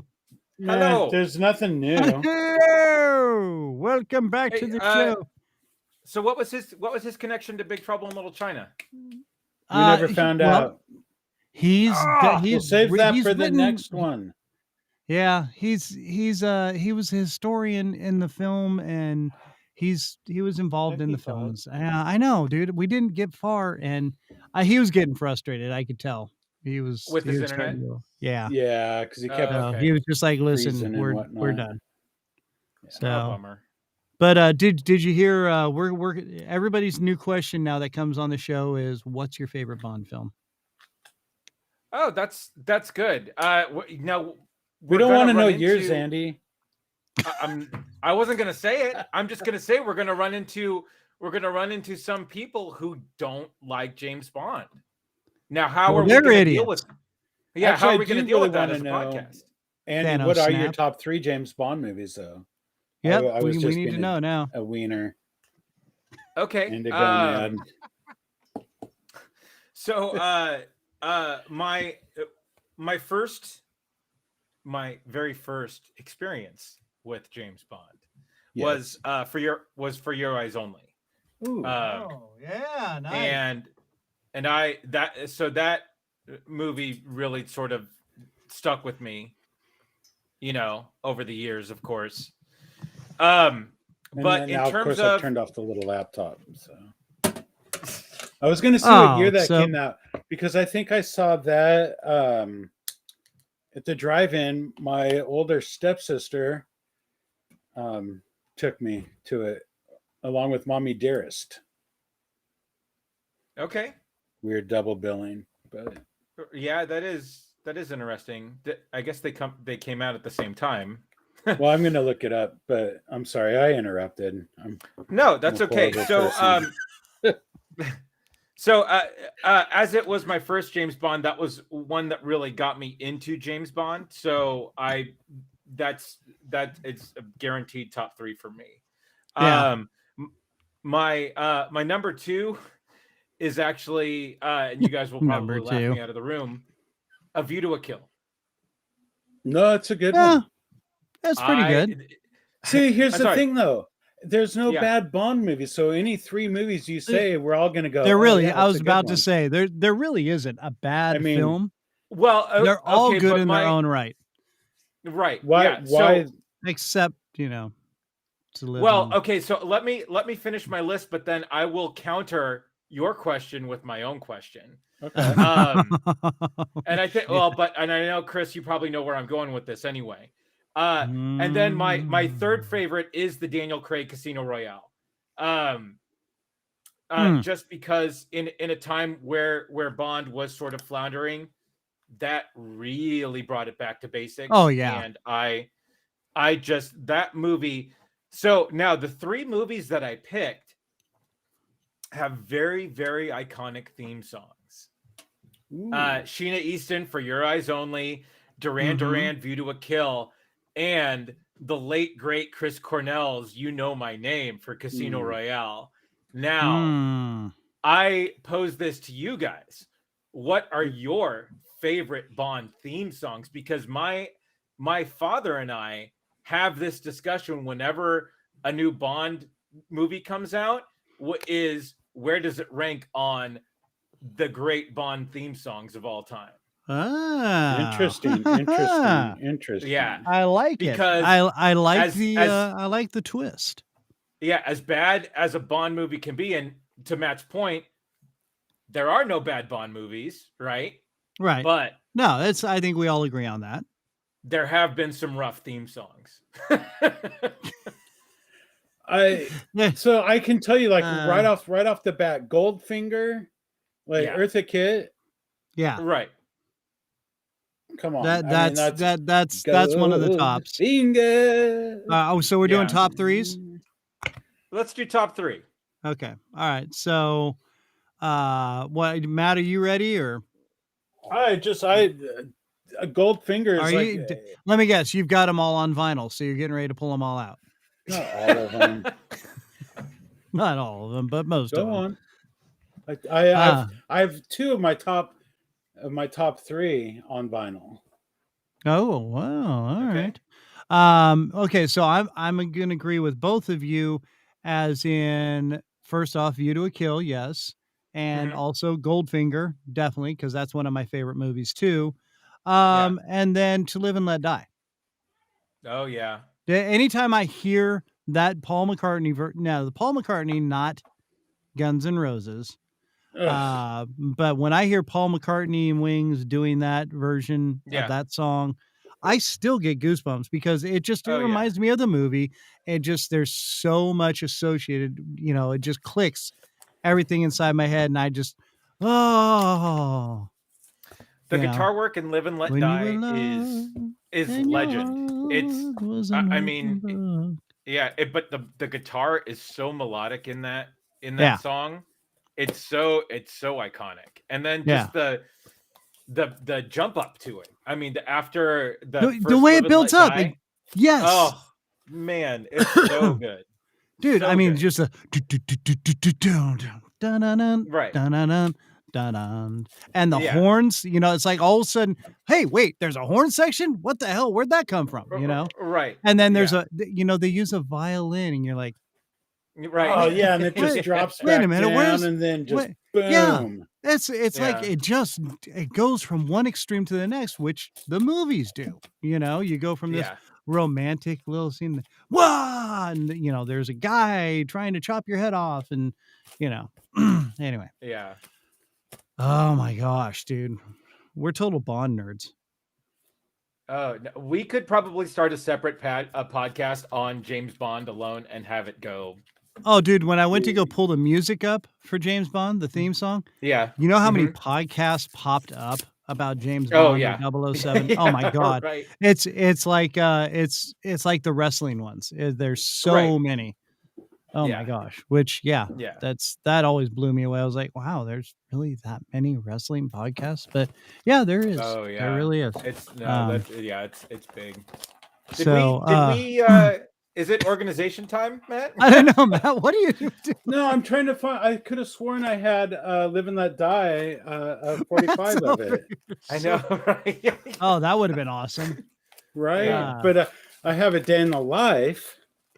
Oh, there you go. Well, there you go. Yeah, but nobody cares. That's not Bond. Yeah.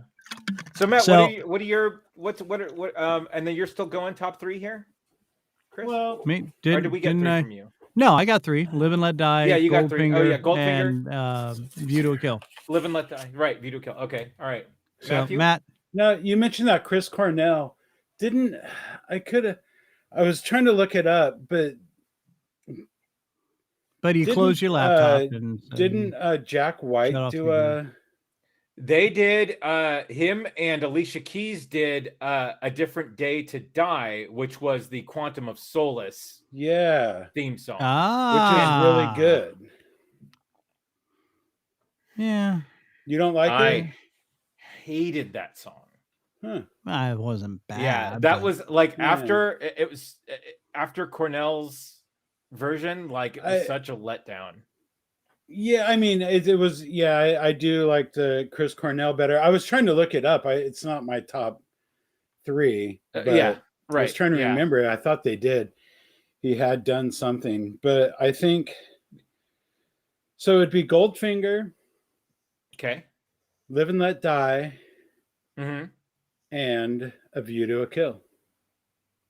So we're basically all in agreement, almost, except for Andy. Who's once again, one of these things just doesn't belong here. One of these things just isn't the same.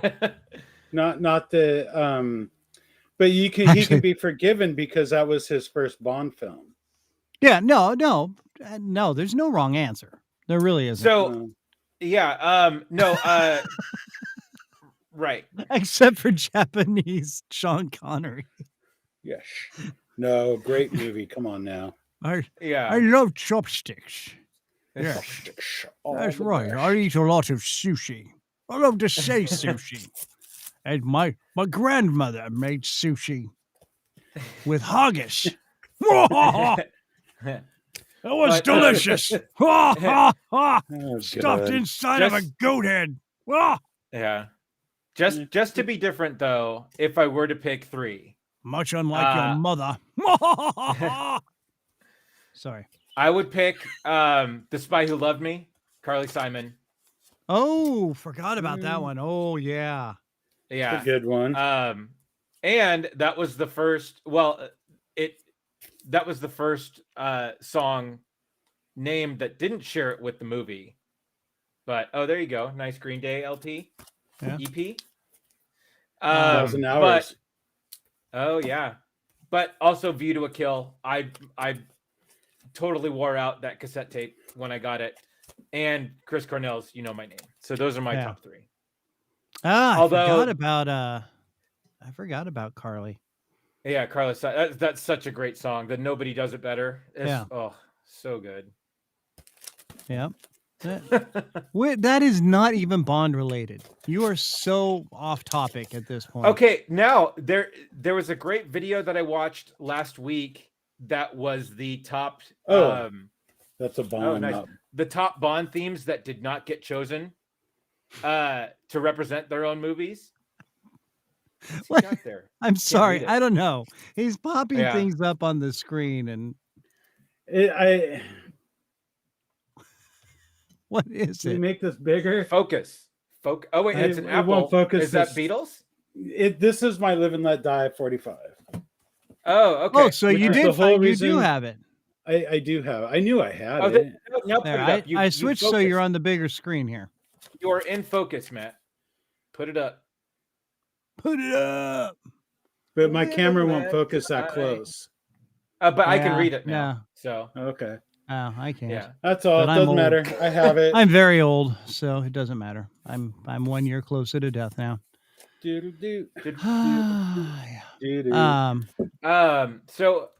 no, but there was a great video that came out a couple weeks ago that was the top 10 rejected Bond themes. So other artists who submitted songs. That real ones, not fake things. Yeah, that did not get chosen over the actual ones that got chosen, which is interesting to see people who submitted, themes for Bond films that just did. And some of them I thought were actually better than the ones that got chosen.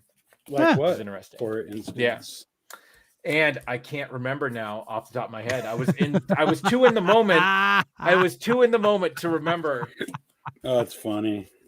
But I'll send that to you guys. So, all right. Well, hey, so did you happen to hear the rest of the interview with Steve? No. So I came in when he told the Mark Hamill story. Yeah. Dude, I was like, oh my God, he's got to be here. I know, which was cool alone. And then no, so but then I actually when I took off, my boss pinged me for something that I had to handle. So so it was actually a fortuitous jump that it's almost like a Twilight Zone. But no, completely and totally interesting. I mean, just to have those experiences in Hollywood, dude. Well, and then to be able to reflect and write on the stuff that you've done and you love. And both of them, both of them opening up their files and saying, here you go, have at it. Yeah, take whatever you need. Really holy crap. Like he was telling me beforehand when I talked to him a few weeks ago, he was telling me about, we were having almost an interview on the phone while I'm sitting there with my publicist / agent, and he's sitting there talking. I'm like, okay, well, we're just kind of getting things like, and he just kept going. I'm like, oh my God, this is so cool. And I'm just holding my publicist's phone. I'm like, dude, we're going to be busy here for a minute. So you might want to get some more coffee. And we were just talking, dude. And oh my God, it was great. Yeah. We could have gone on for hours. And I think he was having a blast. He was just getting kind of fed up with his internet feed. Yeah, that's tough. So yeah, it was kind of a pissa. But anyway, I know someone with internet problems. After a while, you just go, "I'm done." Yeah. He did exactly what you would have done. Speaking of what would have you have done, we've been saving this one, and it is. I guess this will be our really only random news thing because I think we've kind of gone through most of our news stories. No, we haven't really put up any new ones, but I'm trying to find. Didn't we have this on the sheet, the kangaroo? No, I never put it because I actually never found that story. I found the first one that you sent, which was which one? What was was that? it? That was the hold please. Hold please. Hold please. It is oh no, the Judith Love Cohen creating the guidance system which rescued the Apollo 13 astronauts and went to work on the day that she was in labor. Yeah. Did we cover that? We did not. We did not. No, but that was a link that I put up on the sheet. Right. So. Okay. So that's let me get back to that then. I thought we'll do that one real quick. I like just glancing at that headline on the sheet. I thought it was the Apollo in New York City. No. No. Where's okay, now it's not. Now it's giving me a totally different story. So okay, it's not. Well, now it's giving me some in-depth story. I just want the quick one. Hold on, I'll pull it back up here. Maybe I'll pull it back up here. I'm trying. So talk amongst yourselves, darlings. Oh, now that guy that got arrested for impersonating a ghost. Yeah, that's hilarious. Oh my lord. Oh my gosh. Like when I was watching the episode and I was just like, ah. I know. Why see? All right. I should have just called Chris on the phone just to he could relay any of my questions. Yeah.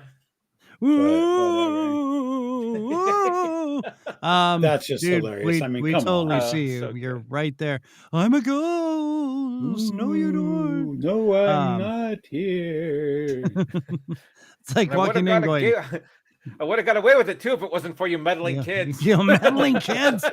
It's creepy episode. Old man Corey.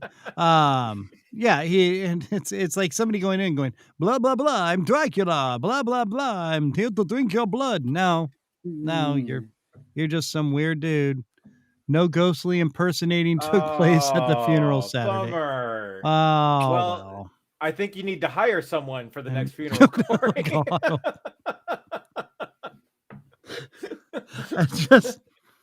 Just make sure they don't mention this podcast at all. Right. Yeah. Plausible deniability. No, don't hire anybody. Wink, wink. No. Right. Wink, wink, nudge, nudge. And make sure they're not wearing a random Christian t-shirt, which you can buy from Teespring, or a coffee mug or whatever. There's all sorts of stuff I added on there.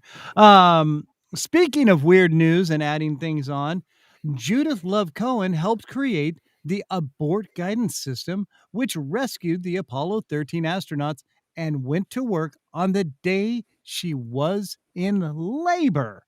Can you imagine that? I'm about to give birth, but no, I was kind of the hired guy. Oh, yes. So she's getting ready to have a baby, and she's putting this abort guidance system together to help rescue the Apollo 13 crew. She took a printout of a problem she was working on to the hospital with her. Then she called her boss and said she had finished the problem, and then she gave birth. Guess to who? Oh, I know. Jack Black. Oh. Boom. No, you didn't know, did you? No. Yeah, I read the headline. But I thought it was the Apollo in New York City that she did something to help save. And I'm like, well, that's interesting. I'll read that article later. She introduced the Sandman to the show. Yeah. If anybody's ever seen Live at the Apollo, which probably nobody really has. You never know. I've seen little Stevie Wonder perform Live at the Apollo. Yeah, well. In vintage so now footage. Now you're just saying you're older than me. Is that what you're trying to say? I didn't see him live. I saw footage you just saw maybe within the last 15 years. Ah, gotcha. So remember they used to what? Nothing? Remember they used to what? They had that show Live at the Apollo. Yeah. On TV. Yeah, that's why I was referring to the Sandman. When somebody sucked, he'd come out and sweep them off the stage. Oh, see, Or I he'd don't come out really- with the cane and pull them across, or he had all sorts of little props, throwing chicken feathers at him and trying to get him off the stage. Nobody remembers that but me. How high was I when I watched Live at the Apollo?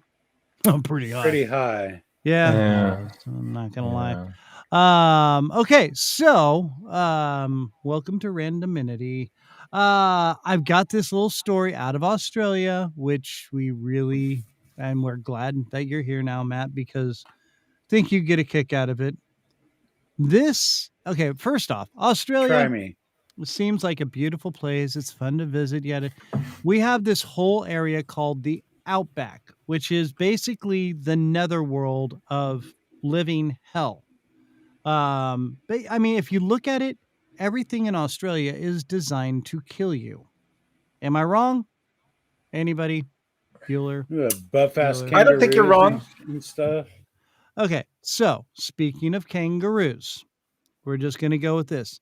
How Australian Can You Get is the title of the story. This bloke was 6 feet tall. It's now referring, and I'm gonna have to hold on. I'm gonna bring my mic over here with me, and I'm gonna come up to the camera. And can you see the picture of the kangaroo out in the middle of a lake? It looks like a. I'm not going to say what it looks like. Is that the Loch Ness it looks monster? like it. Yeah, that's Nessie. That is Nessie. Yes. It Nessie. is so there. Now it's Nessie because it's all blurry. It was blurry before, but here, let me see if I can. Oh, okay. Here we go. Can we get an artist rendering of this photo? There we go. There's that now. You see, he's just sitting in the middle of a lake, that's him right there. Okay. This kangaroo is sitting in the middle of the lake. You want to know why? Because it can. And I'm gonna let the question ride for a second so you can, because it can, yes, obviously. It's a 6 foot tall kangaroo, which, I'm pretty sure we've all seen the video of the kangaroo that was basically trying to choke out a dog, and the guy walks up and punches the kangaroo right in the face. No, nobody's seen that. Yeah, but why the hell is this one in the middle of the lake? Is it drowning something? It's it's waiting for pursuers to come into the water with him, where he will try to drown them. They are extremely good at that. Never, ever go into the water with a kangaroo. Now, this is from an Australian news source, which, again, goes back to the fact that Australia is designed to basically remove people from the world. So, let's see. Mr. Kangaroos, dingoes, spiders, snakes. Spiders.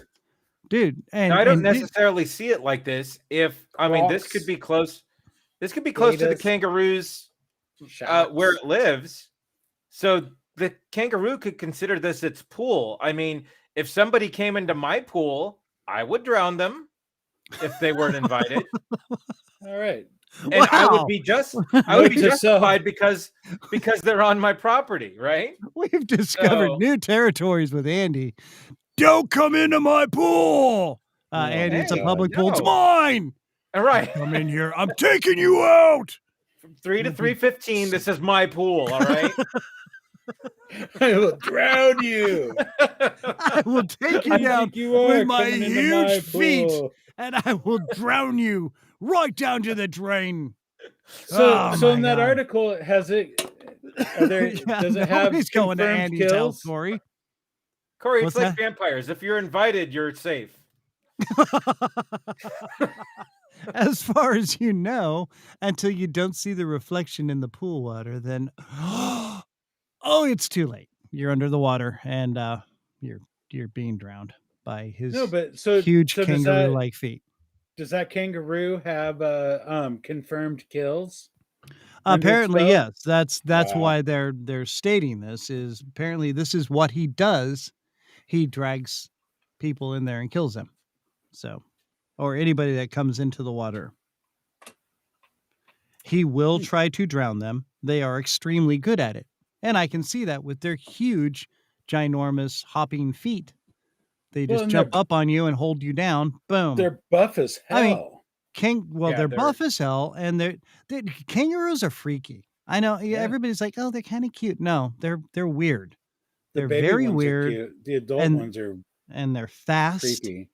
and they have razor Springy. sharp, feet that will, take you out. I mean, all they do is they spring back on their tail, kick you, and rip you to pieces. It's like koalas. Everybody thinks koalas are so cute. Have you ever heard a koala scream for one when it's pissed? It's freaky. It's hold on. Okay. I'm gonna. Oh wow, we need the soundbite, I think. I'm going to, since Matt already closed out his computer.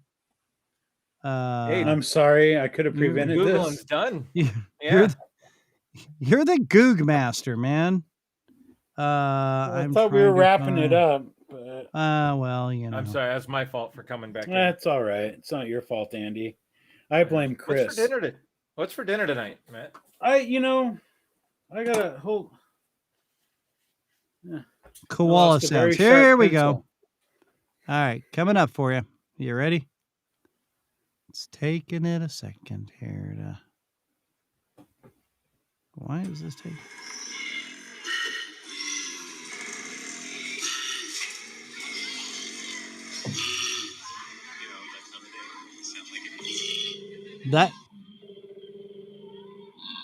That's a koala.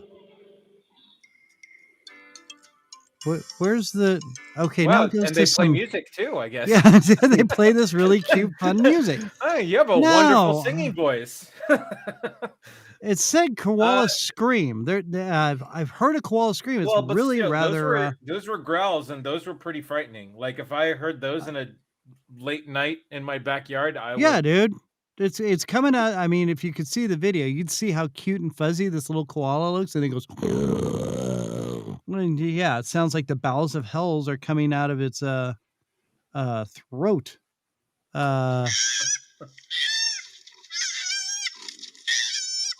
There's two fighting right there. Oh, actually,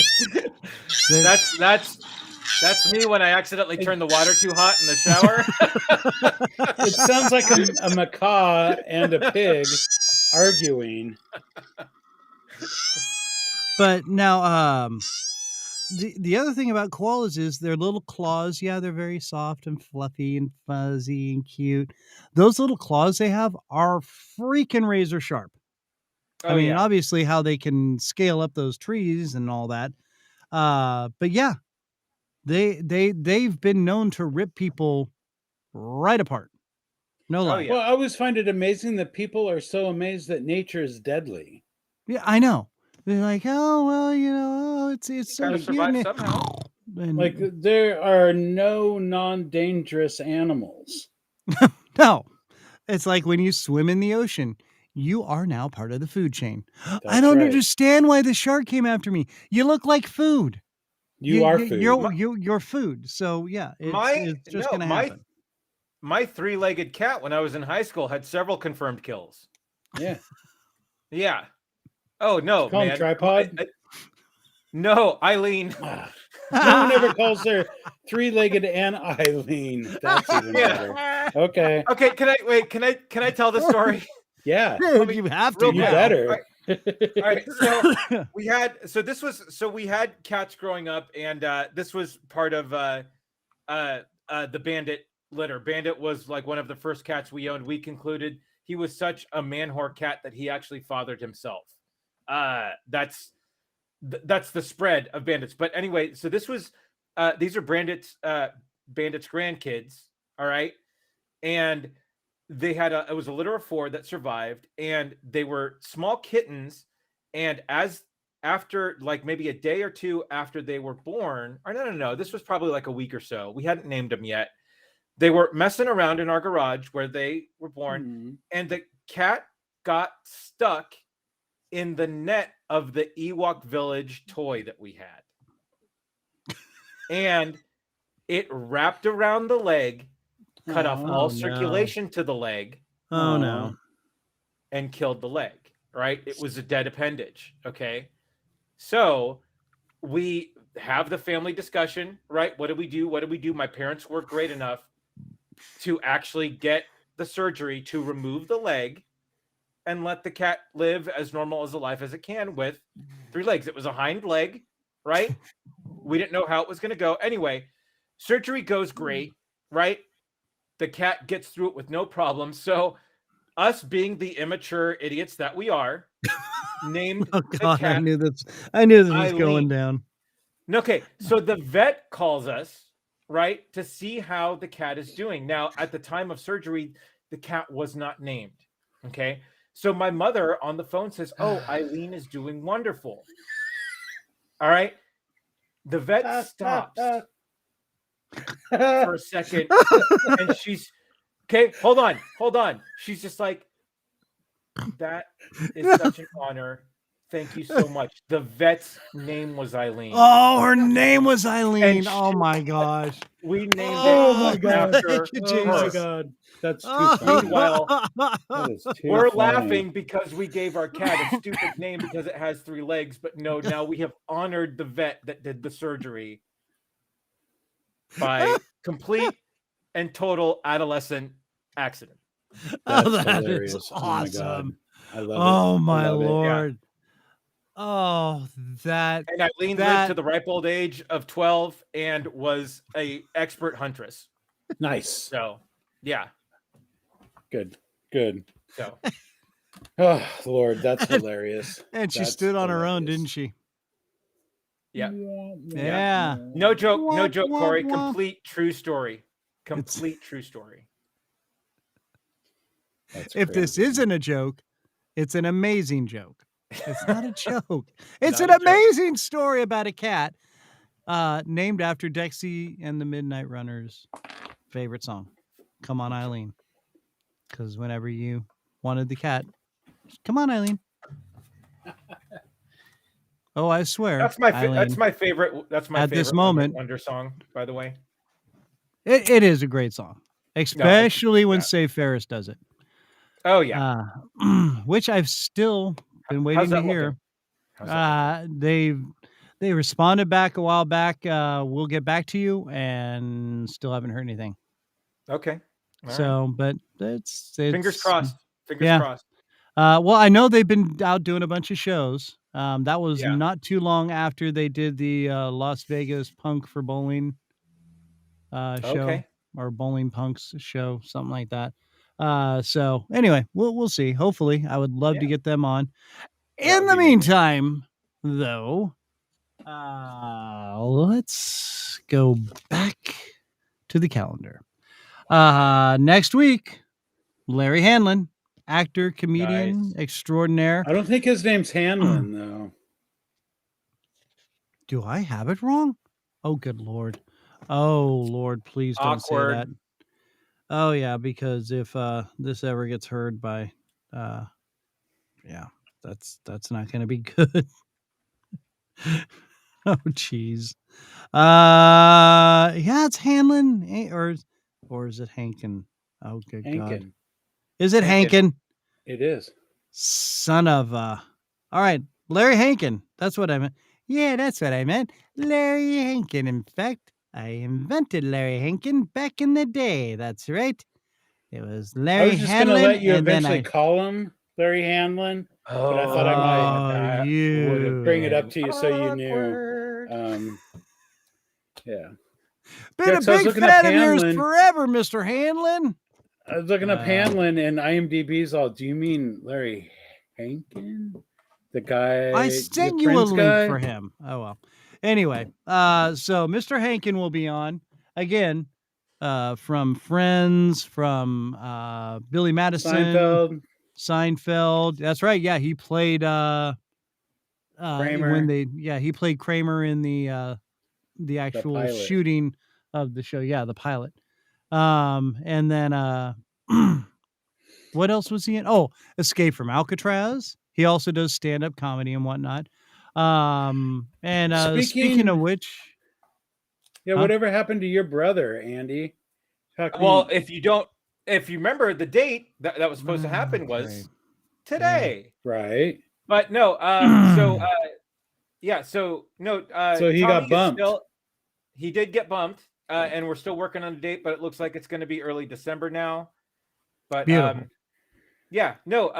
comedian for Carnival Cruise Lines, podcast host, the After Later podcast. He opened for Cher for 93 dates. Wow. Yeah. And those on are some good Peacock stories. streaming service, on the Dry Bar comedy comedy special episodes, his episode is on there. I watched. Yeah. I've got halfway through it so far. Not because it's bad or anything, but usually it's right before I'm going to bed, and I'm like, I'll watch 5 more minutes of it, and I'll watch a few more, couple jokes and laugh, and then go, all right, time for sleep. Yeah, it's got a decent amount. 600,000 views on YouTube. Yeah, man. Wow. Right on. All right. Pretty good. So there we go. Yeah. Good. All right. Yeah. Let's get him on early December. So yeah, I will beat the ground. I'll try to get it done. And on that Dry Bar thing, one of now my favorite jokes he told, which is because there's little kids on cruises. Yeah. And the little girl that's like, you're my favorite stand-up comedian. And her brother says, you're the only stand-up comedian she's ever seen. And she says, you're my only brother, but that doesn't mean you're my favorite. Oh my God.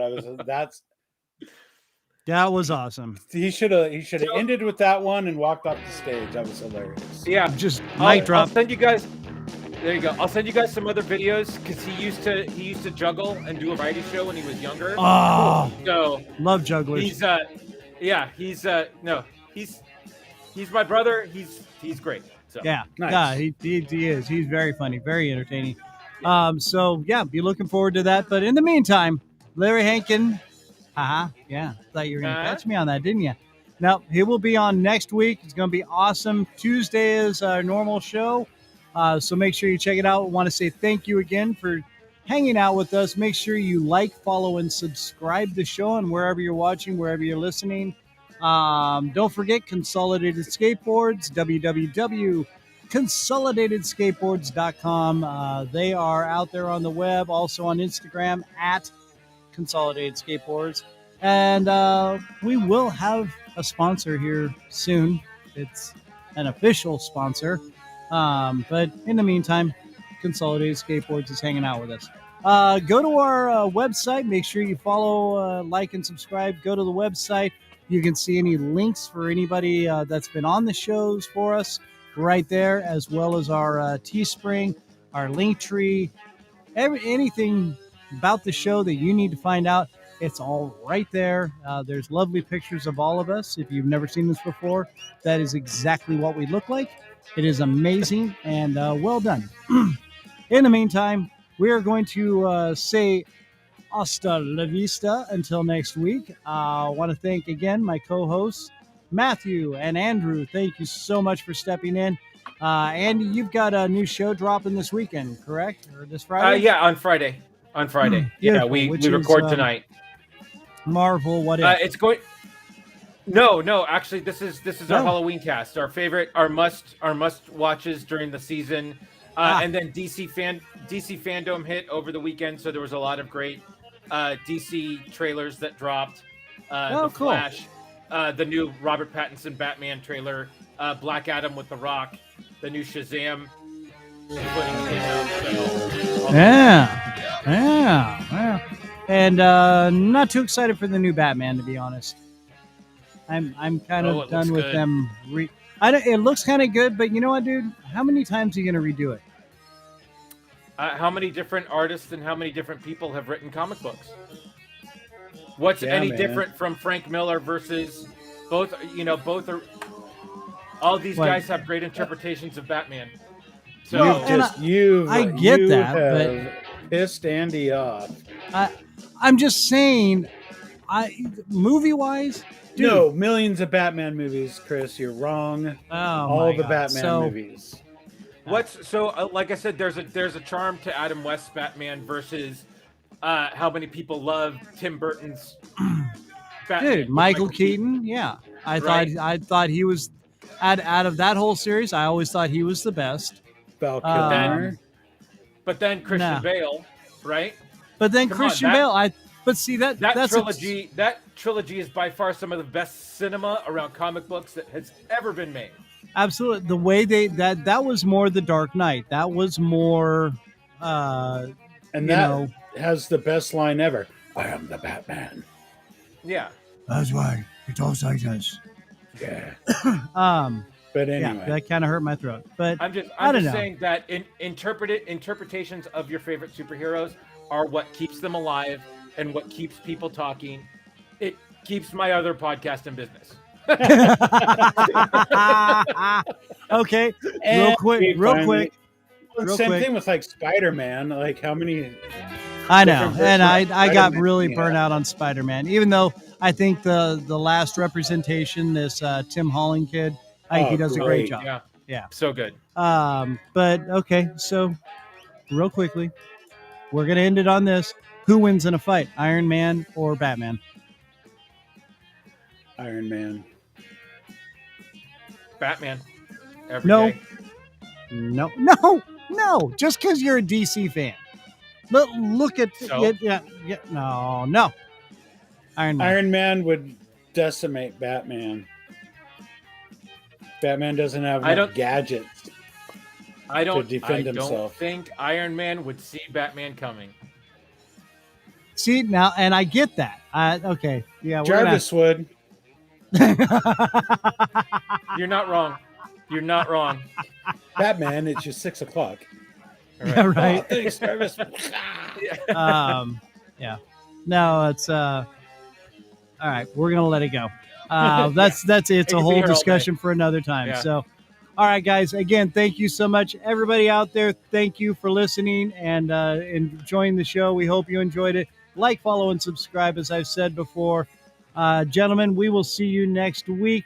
In the meantime, kids, make sure you take care of each other and be good to one another.